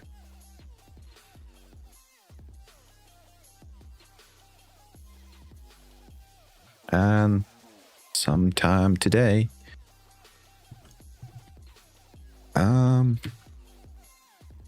now you're flying.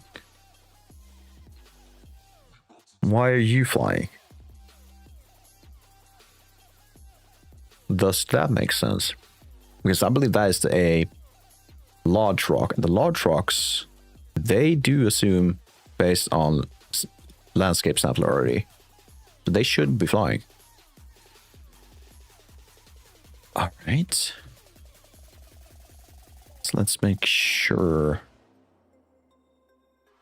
Are you a large one? So this is what the large looks like, and you're a large. So how does this work? How does that work? Anyone dares to give me an answer? A theory? Start from this part.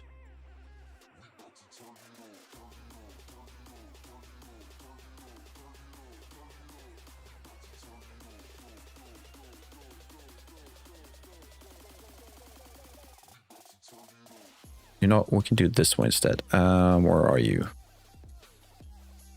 So I'm going to do is pause, cancel, search for cube wired. Hi Points, how you doing? Welcome. You're also making a horror game. That's really cool. What is your theme? Are you looking at hyperrealism? Are you looking at pixel graphics, perhaps? Please tell me a bit about your project. I'm curious. Need to turn that off. Actually, we might even start from this point. So what I'm hoping to see now is that my bounding box around these large rocks is that wired cube and perfectly surrounds them. It doesn't. It's not even close. Or is it still calculating, perhaps?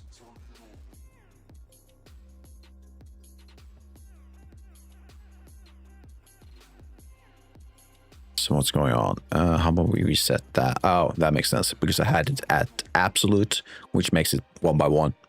But extents should adjust it perfectly. There we go. Right. So I'm going to take a gander. And the reason why it's floating and not, well, not spawning, at least not spawning further down, is because my collider or collision box might be touching. Or is that the case? Does that make sense? Does it really make sense? I'm not sure it does.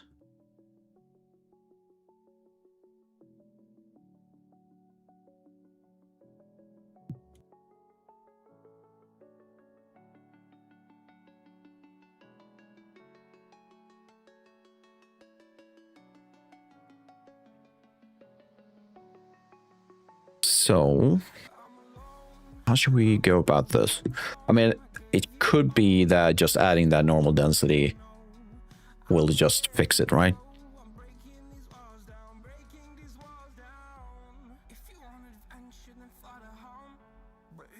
I think we should go with them.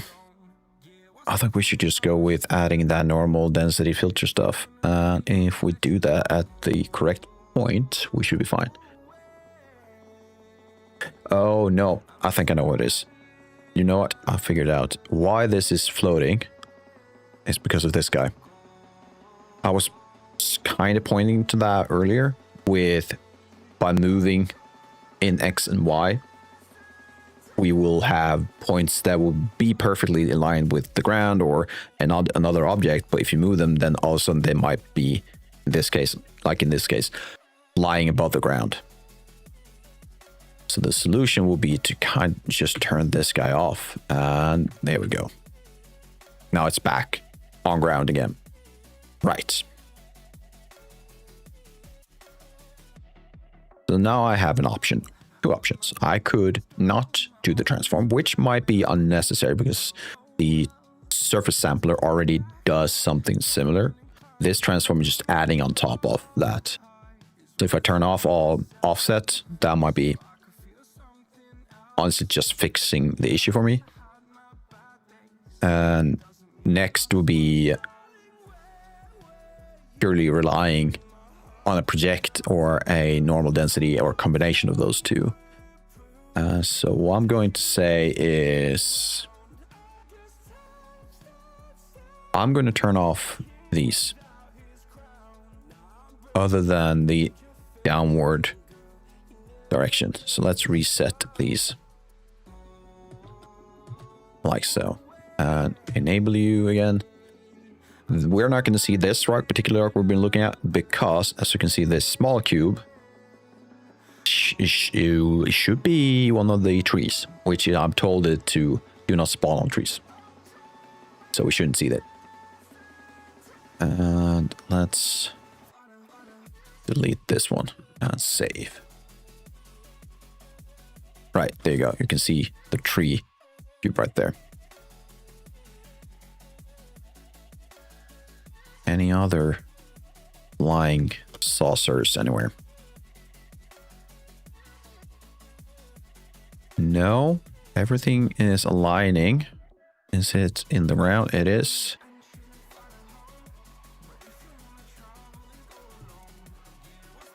Yes, that looks perfectly fine. I'm going to close this one. There you go. Right. So now that we reached this point, what is the next step? The next step is to make sure we don't have rocks spawning on top of certain angles. Do I have... I mean, this is not reasonable. I guess it could be if it's really far down, but yeah, don't want that. Also, should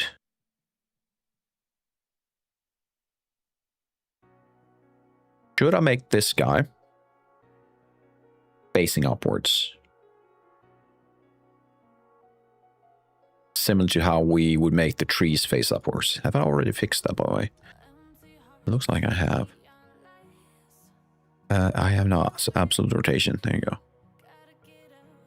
So now they shouldn't lean with the slope.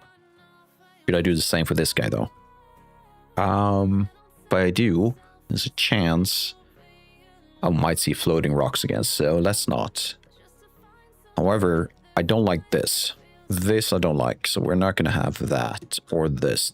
That's too steep. So, at what point? I'm guessing at this point. It really doesn't matter when I do that slope thing. I could do it together with these, which is already a density filter thing. I think we should do it right there. The normal density. We have self-pruning, we have spatial. How about directly after this? And let's add a density filter. I need to pause. Cancel that. Go to this guy. 1.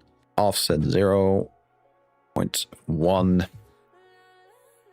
And how was it again? So if I had a higher low bound, then I'm removing more rocks that are connected to a slope. So let's keep it as this for now. So I'm expecting these two to go away. Or I need to increase the lower bound filter. Yeah. Don't need that anymore. So this should be gone. While that's calculating, it might be done before I go, but I'm just going to grab some water, so be right back.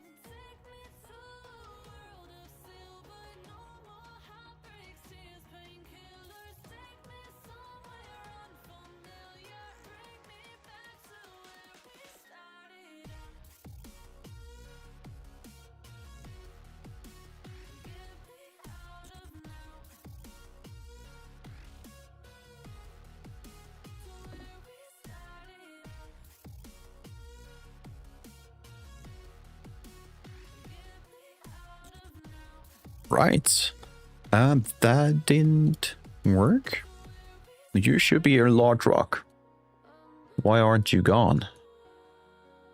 Ah. Yeah. That makes sense. There we go.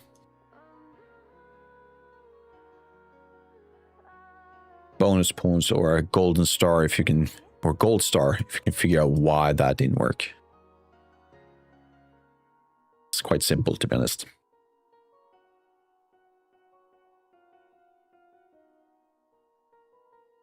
There we go. Perfect. So I will have to adjust these values as we go along, but for now, I think that could work. How about you? Are you hovering? Do I need to adjust that? Nope. I see all these spawn down here. Ooh, now that we have some terrain undulation, it's starting to look really good.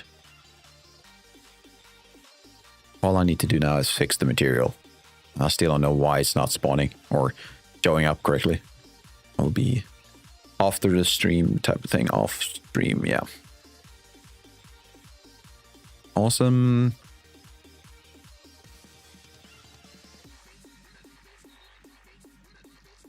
All right, so we're running ads on Twitch side. I will continue, but we're not going to do anything super special. We're just going to fine-tune a few things. Nothing super crazy. I do see these are hovering a bit, so let's add a transform at some point. We can get this guy and do a negative 20 to negative 30, I guess, or let's keep negative 20.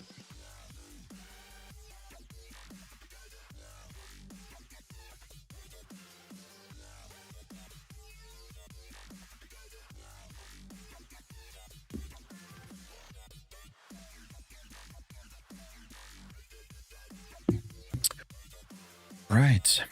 Why aren't you down again?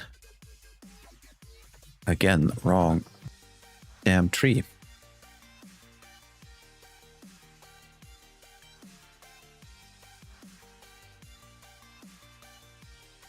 There we go. I should fix it.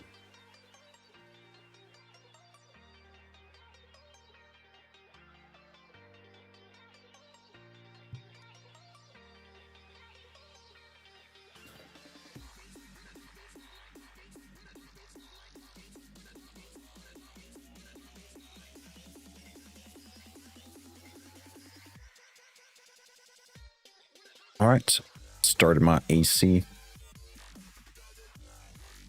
Hopefully it's not coming through. Let's have a look.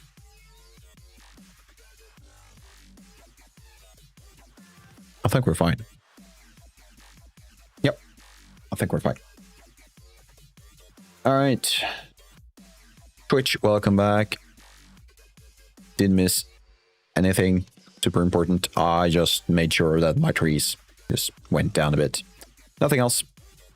We are, however, we have a density filter right there. I am already doing that on the pine.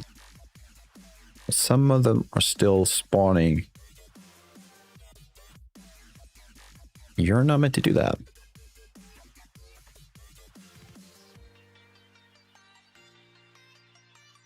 What if I do this? Can you show me what's going on?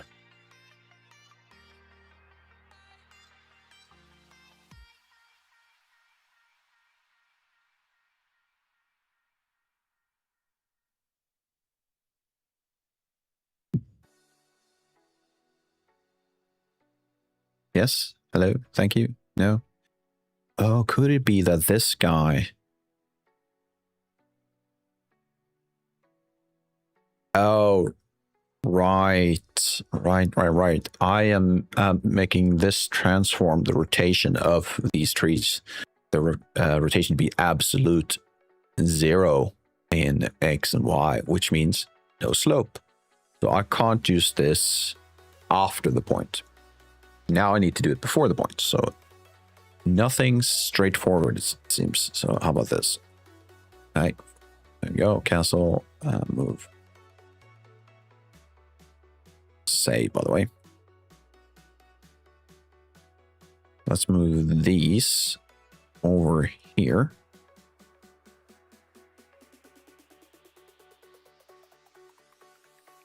That is annoying. There we go.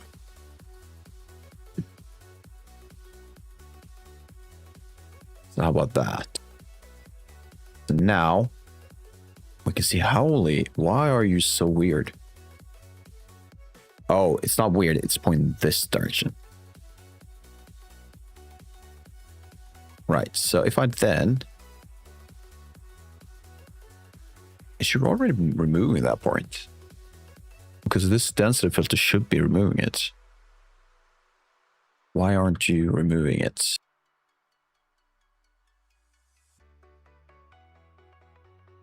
I need original, absolute, not debug. Give me a... Yeah, 1 should be fine.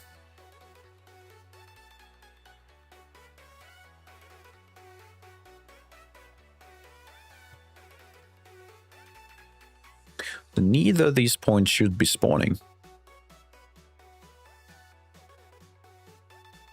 It looks like their density is white. And why is that?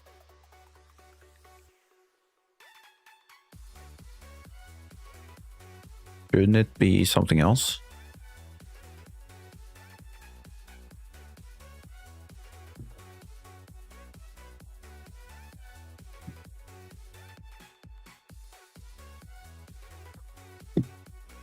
The density of these things. Where are you? They are all ones.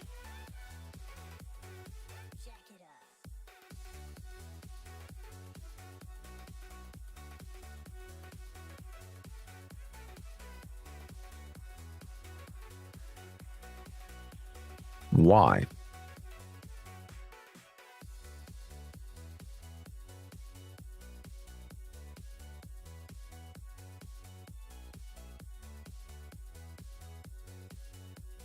shouldn't.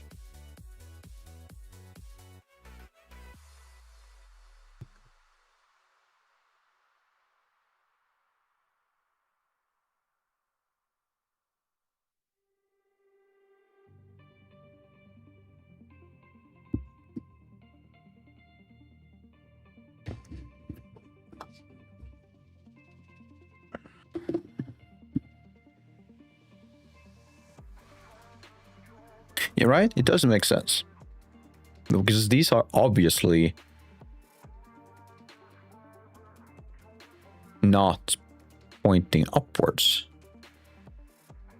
So why is it that the density... Well, now it should be 1 because I changed it to 1, but I only changed that and it was still 1 earlier. So how about we just go crazy low then for that?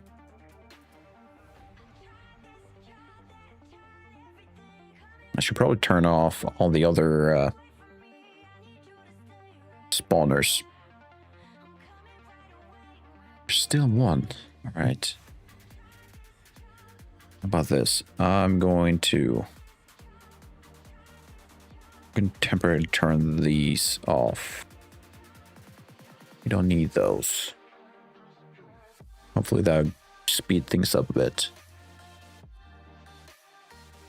So this guy, and all of these should be showing some signs of being affected by this.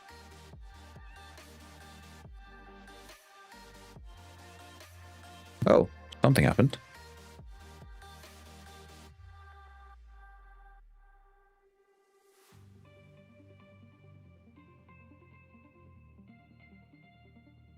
Oh, I accidentally at some point put this to 1, didn't I?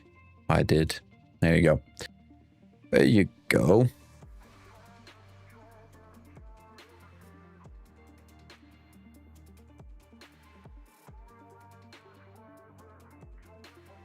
Easy mistake to do. And now all of these are gone, so we can spawn pines above this.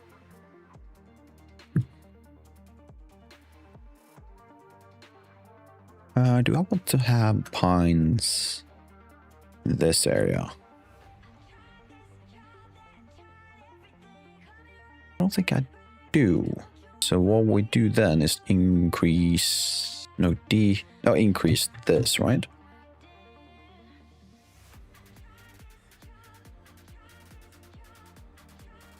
I think we're slowly cutting away.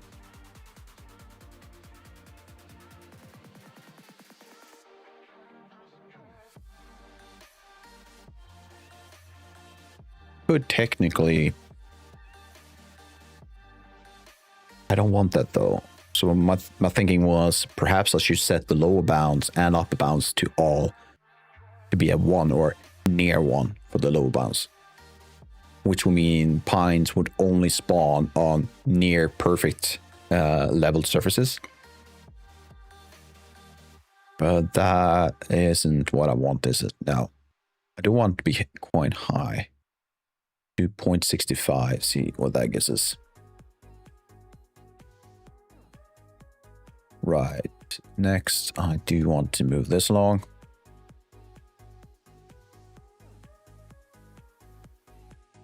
So how about that? These are all my pines.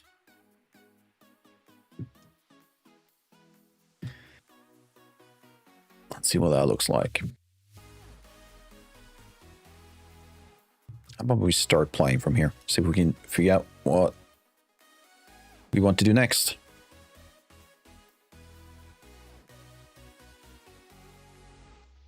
Dude, I'm really happy with this. Yeah, sure, we might need to fix these first. They have this one has the same issue as with the medium and large, or sorry, medium small rocks we had earlier. So yeah, that is fun because I'm assuming that is a large fur. That would be a medium fur.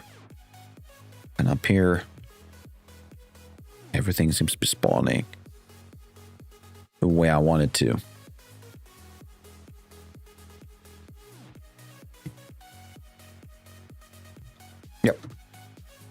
It's the same issue. So let's go to... For a large, you're fine. This guy isn't, because what we did with the rocks was after the transform point, we projected them back to the terrain. Oh, that reminds me. Does projection also update the normals? It does. Or at least it projects the rotation. Which is something I do not want for trees. But then again, if I do the projection, I should be after this guy. Same logic as before. I am slightly moving the points around. I'm actually going to enable that. Move. Create a projection. I'm going to use, where are you? Landscape again.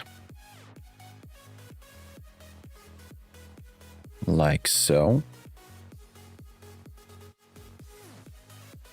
Was there anything else I did? Well, I did another projection, but that was to make sure the Z, right? This is moving. This is projecting back. Fair enough. Let's do another transform points. All fine. This guy needs to be less because it's a smaller tree. And I need to tell it not to add rotation.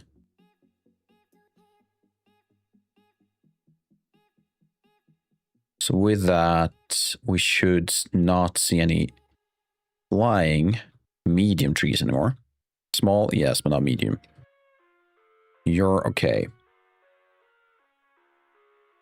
But what I now want is to prevent them from spawning on certain slopes. Which I need to do, I think, in this. Right.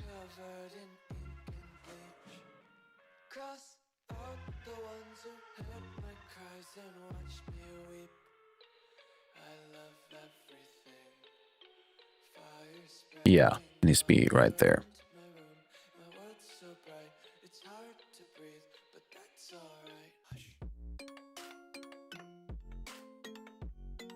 Could probably create a subgraph for the normal density, to be honest.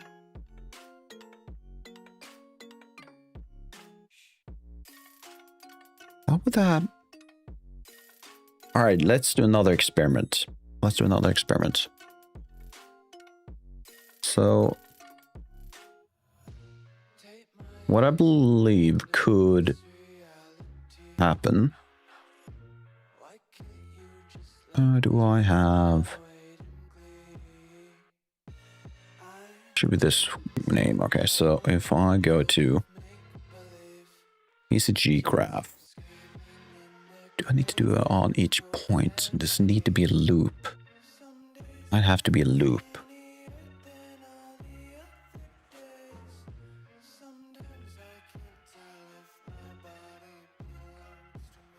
No. All right, so let's do that. BCG sub.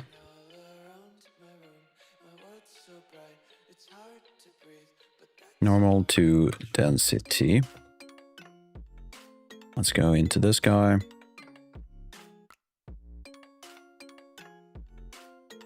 And points in usage. I don't think I need to do a loop, do I? Let's see if I do or not. Do a point.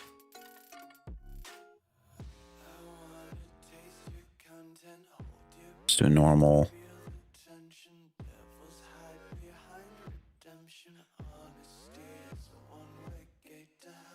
The points out.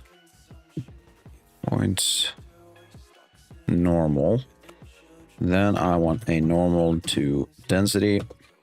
What I'm trying to figure out is If I do that, no, I need to do a density filter first.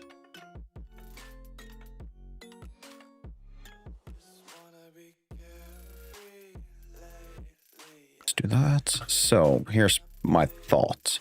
If I'm exposing a parameter like so, then I move this in, create as a normal subgraph. If I click it, I do have the parameters. That's awesome. That's actually awesome. So what we could do then is make sure rename all this strength. And you know, I'm probably gonna use 0.1 either way. So let's just use 0.1. Then we're gonna do this again. Gonna go to density, and we're gonna need to do lower bound and upper bound. Both loads. The lower bound, enter 5. Gonna make the other one 1, and rename it to upper bound.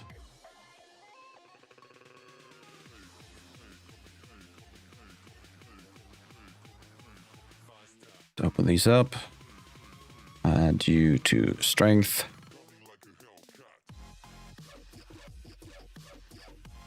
Like so.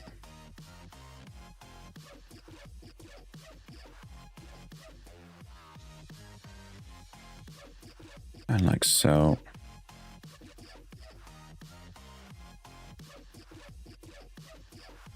Then back to this guy, or sorry, this guy. So now I have all of these exposed already. Perfect. So I should be able to do this, this, that.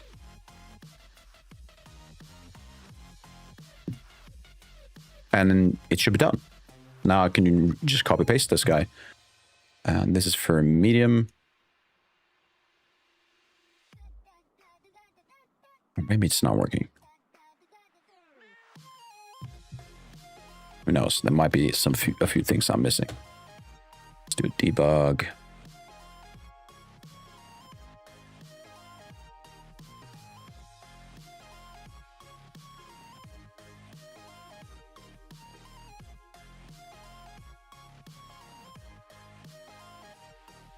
Oh, you're a medium.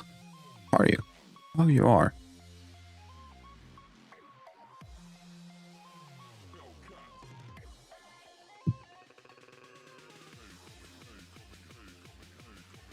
All right.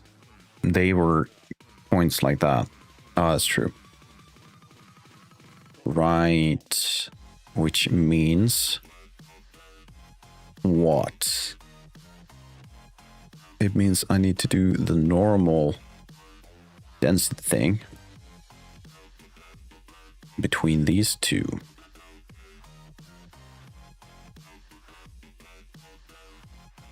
And that.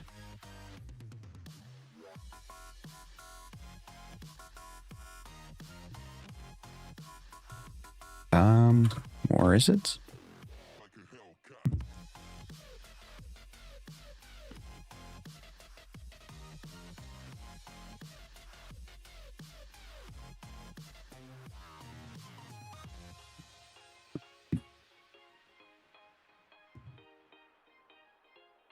No, am I mistaken?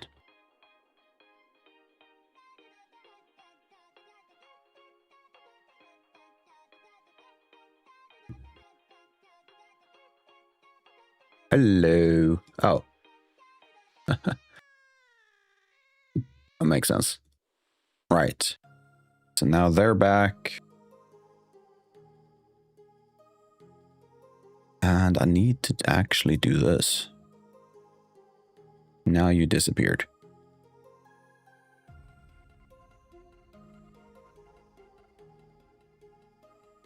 Now they're all disappeared. What's going on?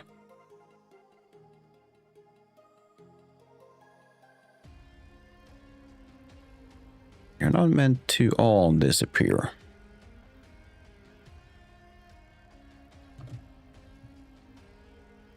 Now you're back. All right, there you go. Yeah, I had that wrong. So how about we send you to default? And now we got these left. Perfect. Should I keep those? Yeah, probably could. I could also do this. There we go.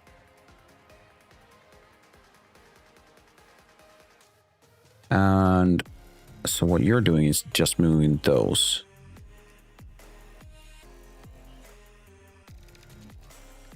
I think this has become redundant. I think we should bypass. We're projecting back. Now we have new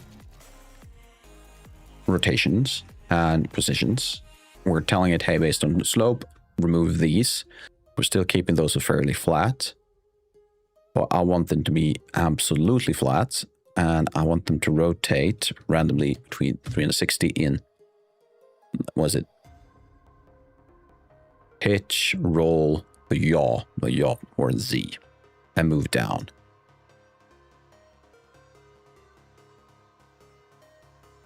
So if I go to this guy, what I should be seeing is cubes rotating in the yaw, but also staying upright.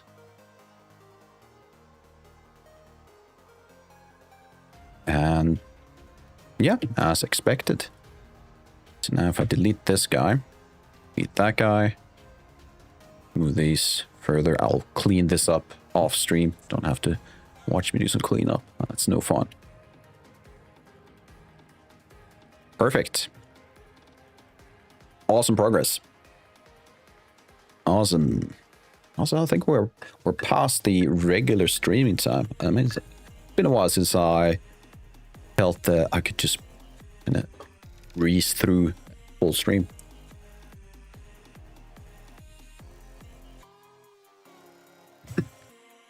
Which is a nice feeling.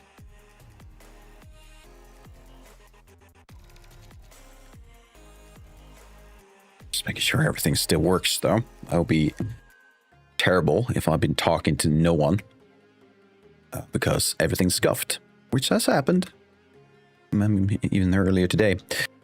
Right. Medium trees, done. Now it's down to small trees, and we're just going to copy paste, I believe. I don't see why not. So I'm going to grab these, this, and that. Copy paste it down. We're then going to move this out. Move this guy. Pause, so we don't have to go through that again in a while. Do this, that. That looks the same, doesn't it? So the same values. Yeah, I think we can live with that.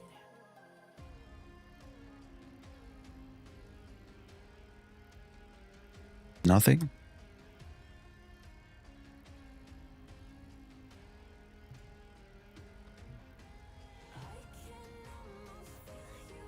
I mean, they're on the ground. Doesn't look bad. I think we're done. That was a quick fix. It might be a bit too many on this one, but yeah, we can live with that.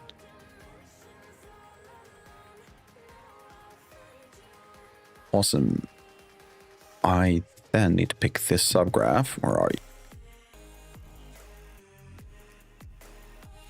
Where did we add our first normal density stuff? Right there, apparently. And let's copy 0.65. That's quick. 0.65. 0.1. Pause. Delete these. On pause. Nothing should have changed.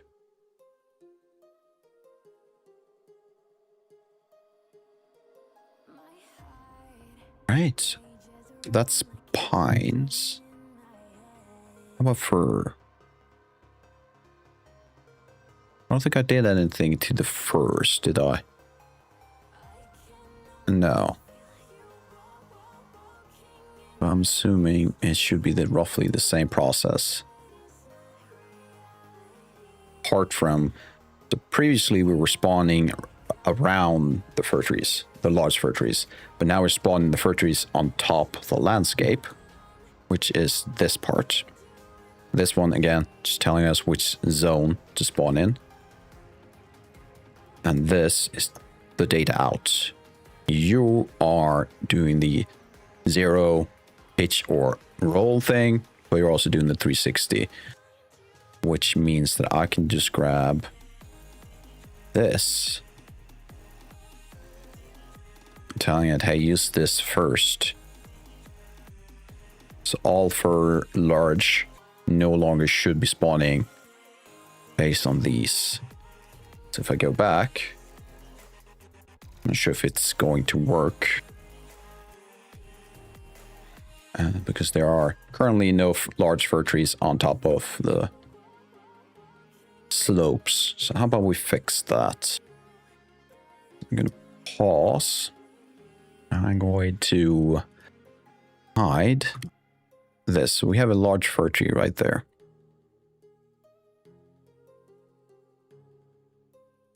Go into landscape mode. To sculpt. And let's make this nuts right there. Might be a bit too much. There we go. Yeah, that works. Save. Selection mode. There we go. This one disappeared, I believe. That's amazing. Let's do a debug. Let's do an absolute, make it 1.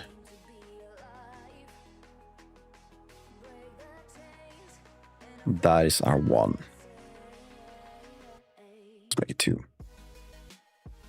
So that is our debug. Well, where is the one that is only being shown?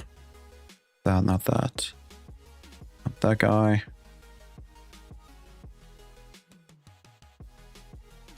Would be this. No, it's not the one. So one is showing these. I'm not sure which one. Oh, it's this one, I believe. Yeah. Removed. Bleeding. There we go.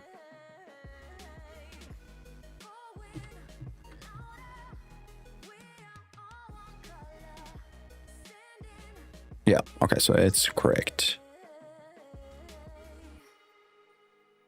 And up here. So far, so good. Pause quickly. We can have a look. No, we couldn't. All right, then. Generate.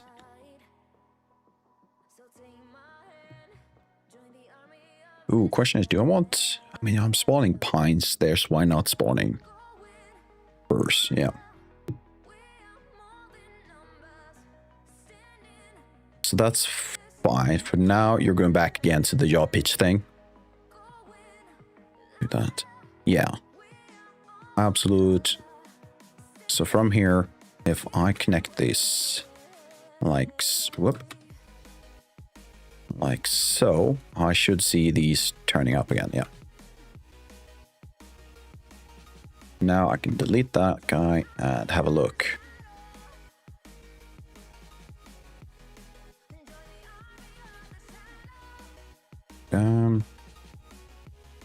How about we try and get rid of this one? So if I do landscape mode and that, not that, this guy.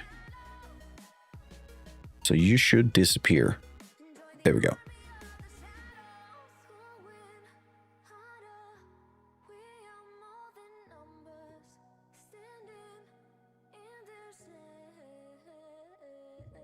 How about we flatten?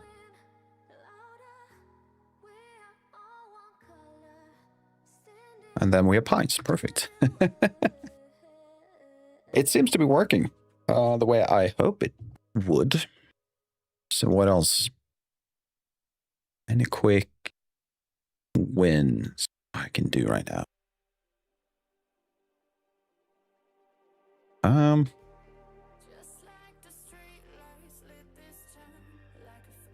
or shrubs could be one thing we could look at.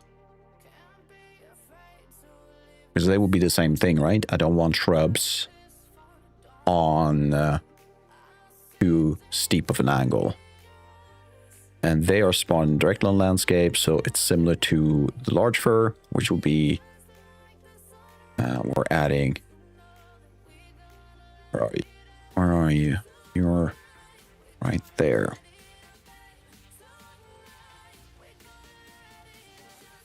Let's do pause. Let's do this. Now the question is... these are fine, but this guy, should I change this somehow? Should I have an absolute rotation on shrubs too? Or should I limit the angle of what they can spawn on even further?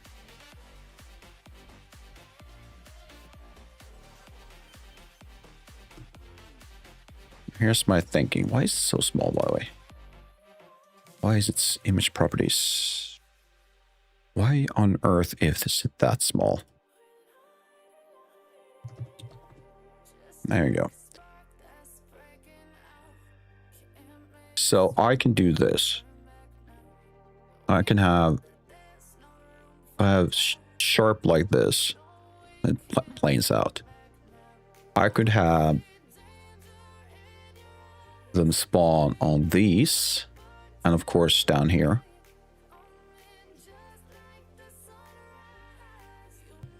But I could also remove them from spawning on something along those lines. So it will be purely on these really flat surfaces. Because I'm worried that if I spawn them on too steep angles, they might look like they're leaning. I don't want that. I don't think I want that. And if I tell them to stand up straight, then they might actually fly a bit.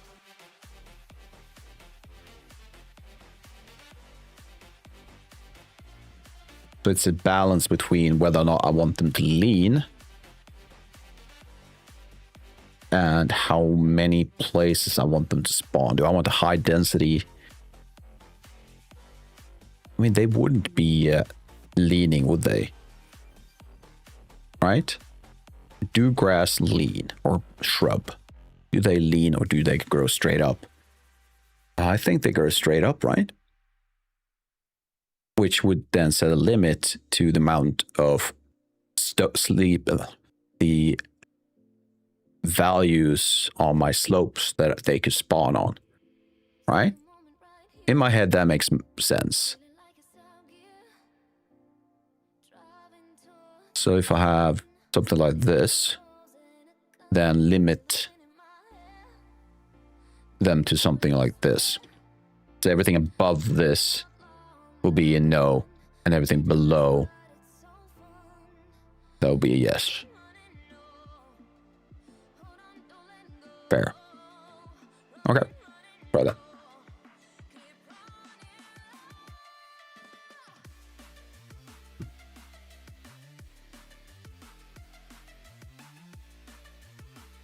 And right now it's looking at, hey, half everything, 60% of everything spawned. Now it's not really like that, is it? Yeah, I don't. Let's put this to 0.8. See what that gives us. I should probably, because of lack of snowy materials, kind of hard to tell where they are spawning. And I'm also pretty sure I turned them off. I did. This is the shrub, right? Yeah, it is. So how about that?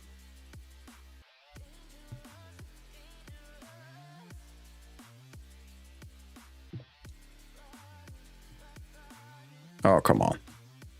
So slow.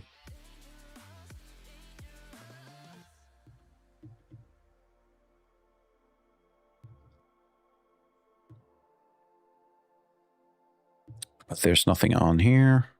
Right, did I tell it to stand up? Did I do that? I did not. There we go.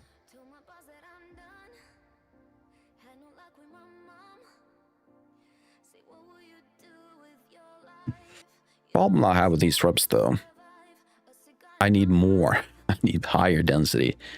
And the only way I can think of doing that using these shrubs is to create versions of them that are even larger when it comes to the clumping.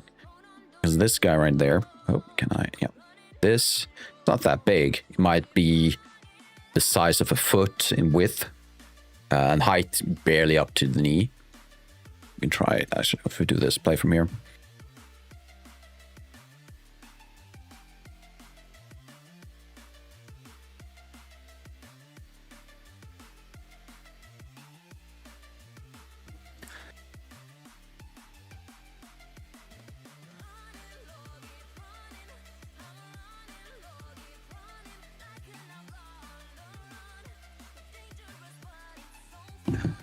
Is it broken? No, it's not. Oh, that. There we go. So yeah, as you can see, these shrubs are really small.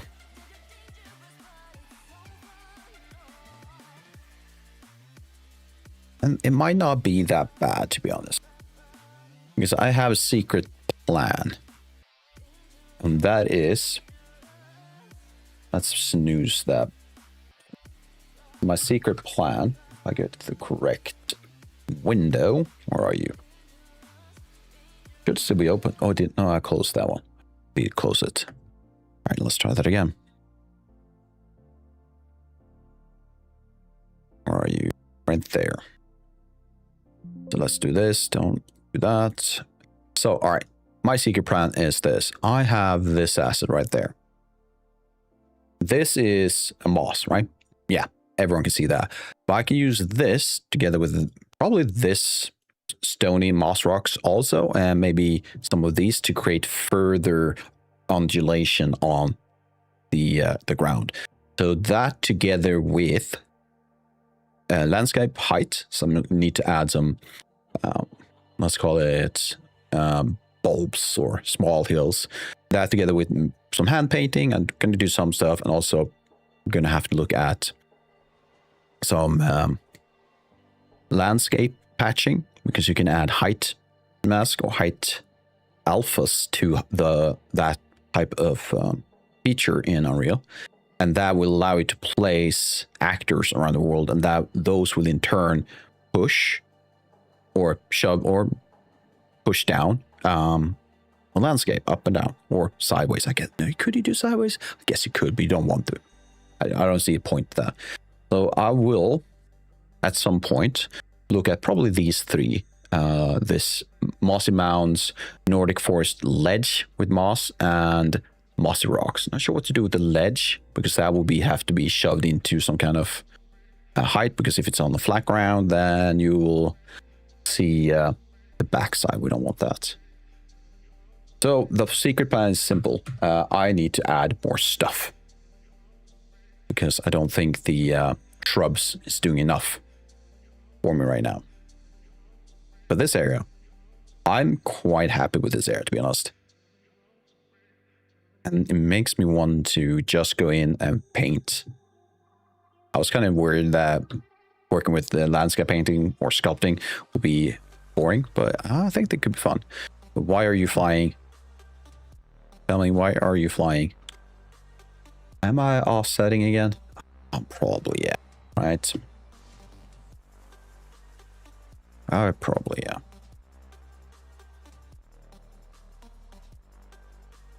And that will be this guy. Yeah, there you go. Let's reset those. And now you should no longer fly once the compile is done.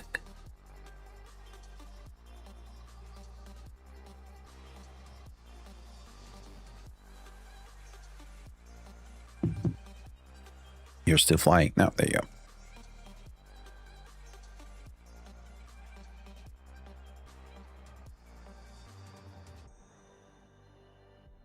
All right. So quick summary. we've looked at how I managed to figure out, or I found a solution to how to create bounding boxes, which was really nice. I love that solution. So great thanks to Roman K. Please do have a look at his YouTube channel. I think he has a decent amount of really good tutorials for PCT stuff in Unreal. We looked at landscape material. It didn't work for us, so that is something I will be looking at off stream. Probably directly after this stream. Just need to grab something to eat and relax for like 20 minutes. After that, we looked at normal density, normal to density, which means we can now despawn or spawn stuff on top of slopes. And in the future, with that, we'll also spawn stuff into the really steep slopes, which will be, there's rocks, cliffs, and other things that might fit on those, maybe some dirt type of thing, right? So that could be awesome, and that will be something in the near future. So yes, I think that is it for today. But let's see if we can't find someone online to what's it called? There's a name for it. Raid, that's the word I'm looking for. How about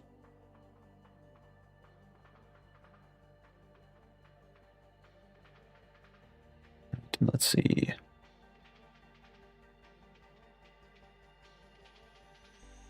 How about? Let's give him a try. It's been a while.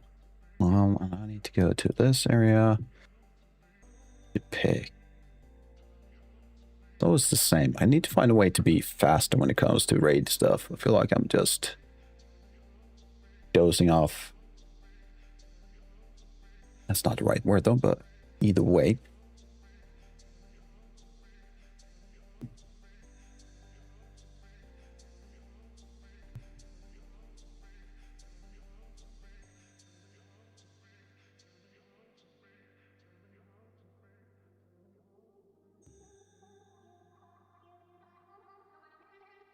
Let's see. All right, so everyone, yeah, thank you. I did doze off a bit there.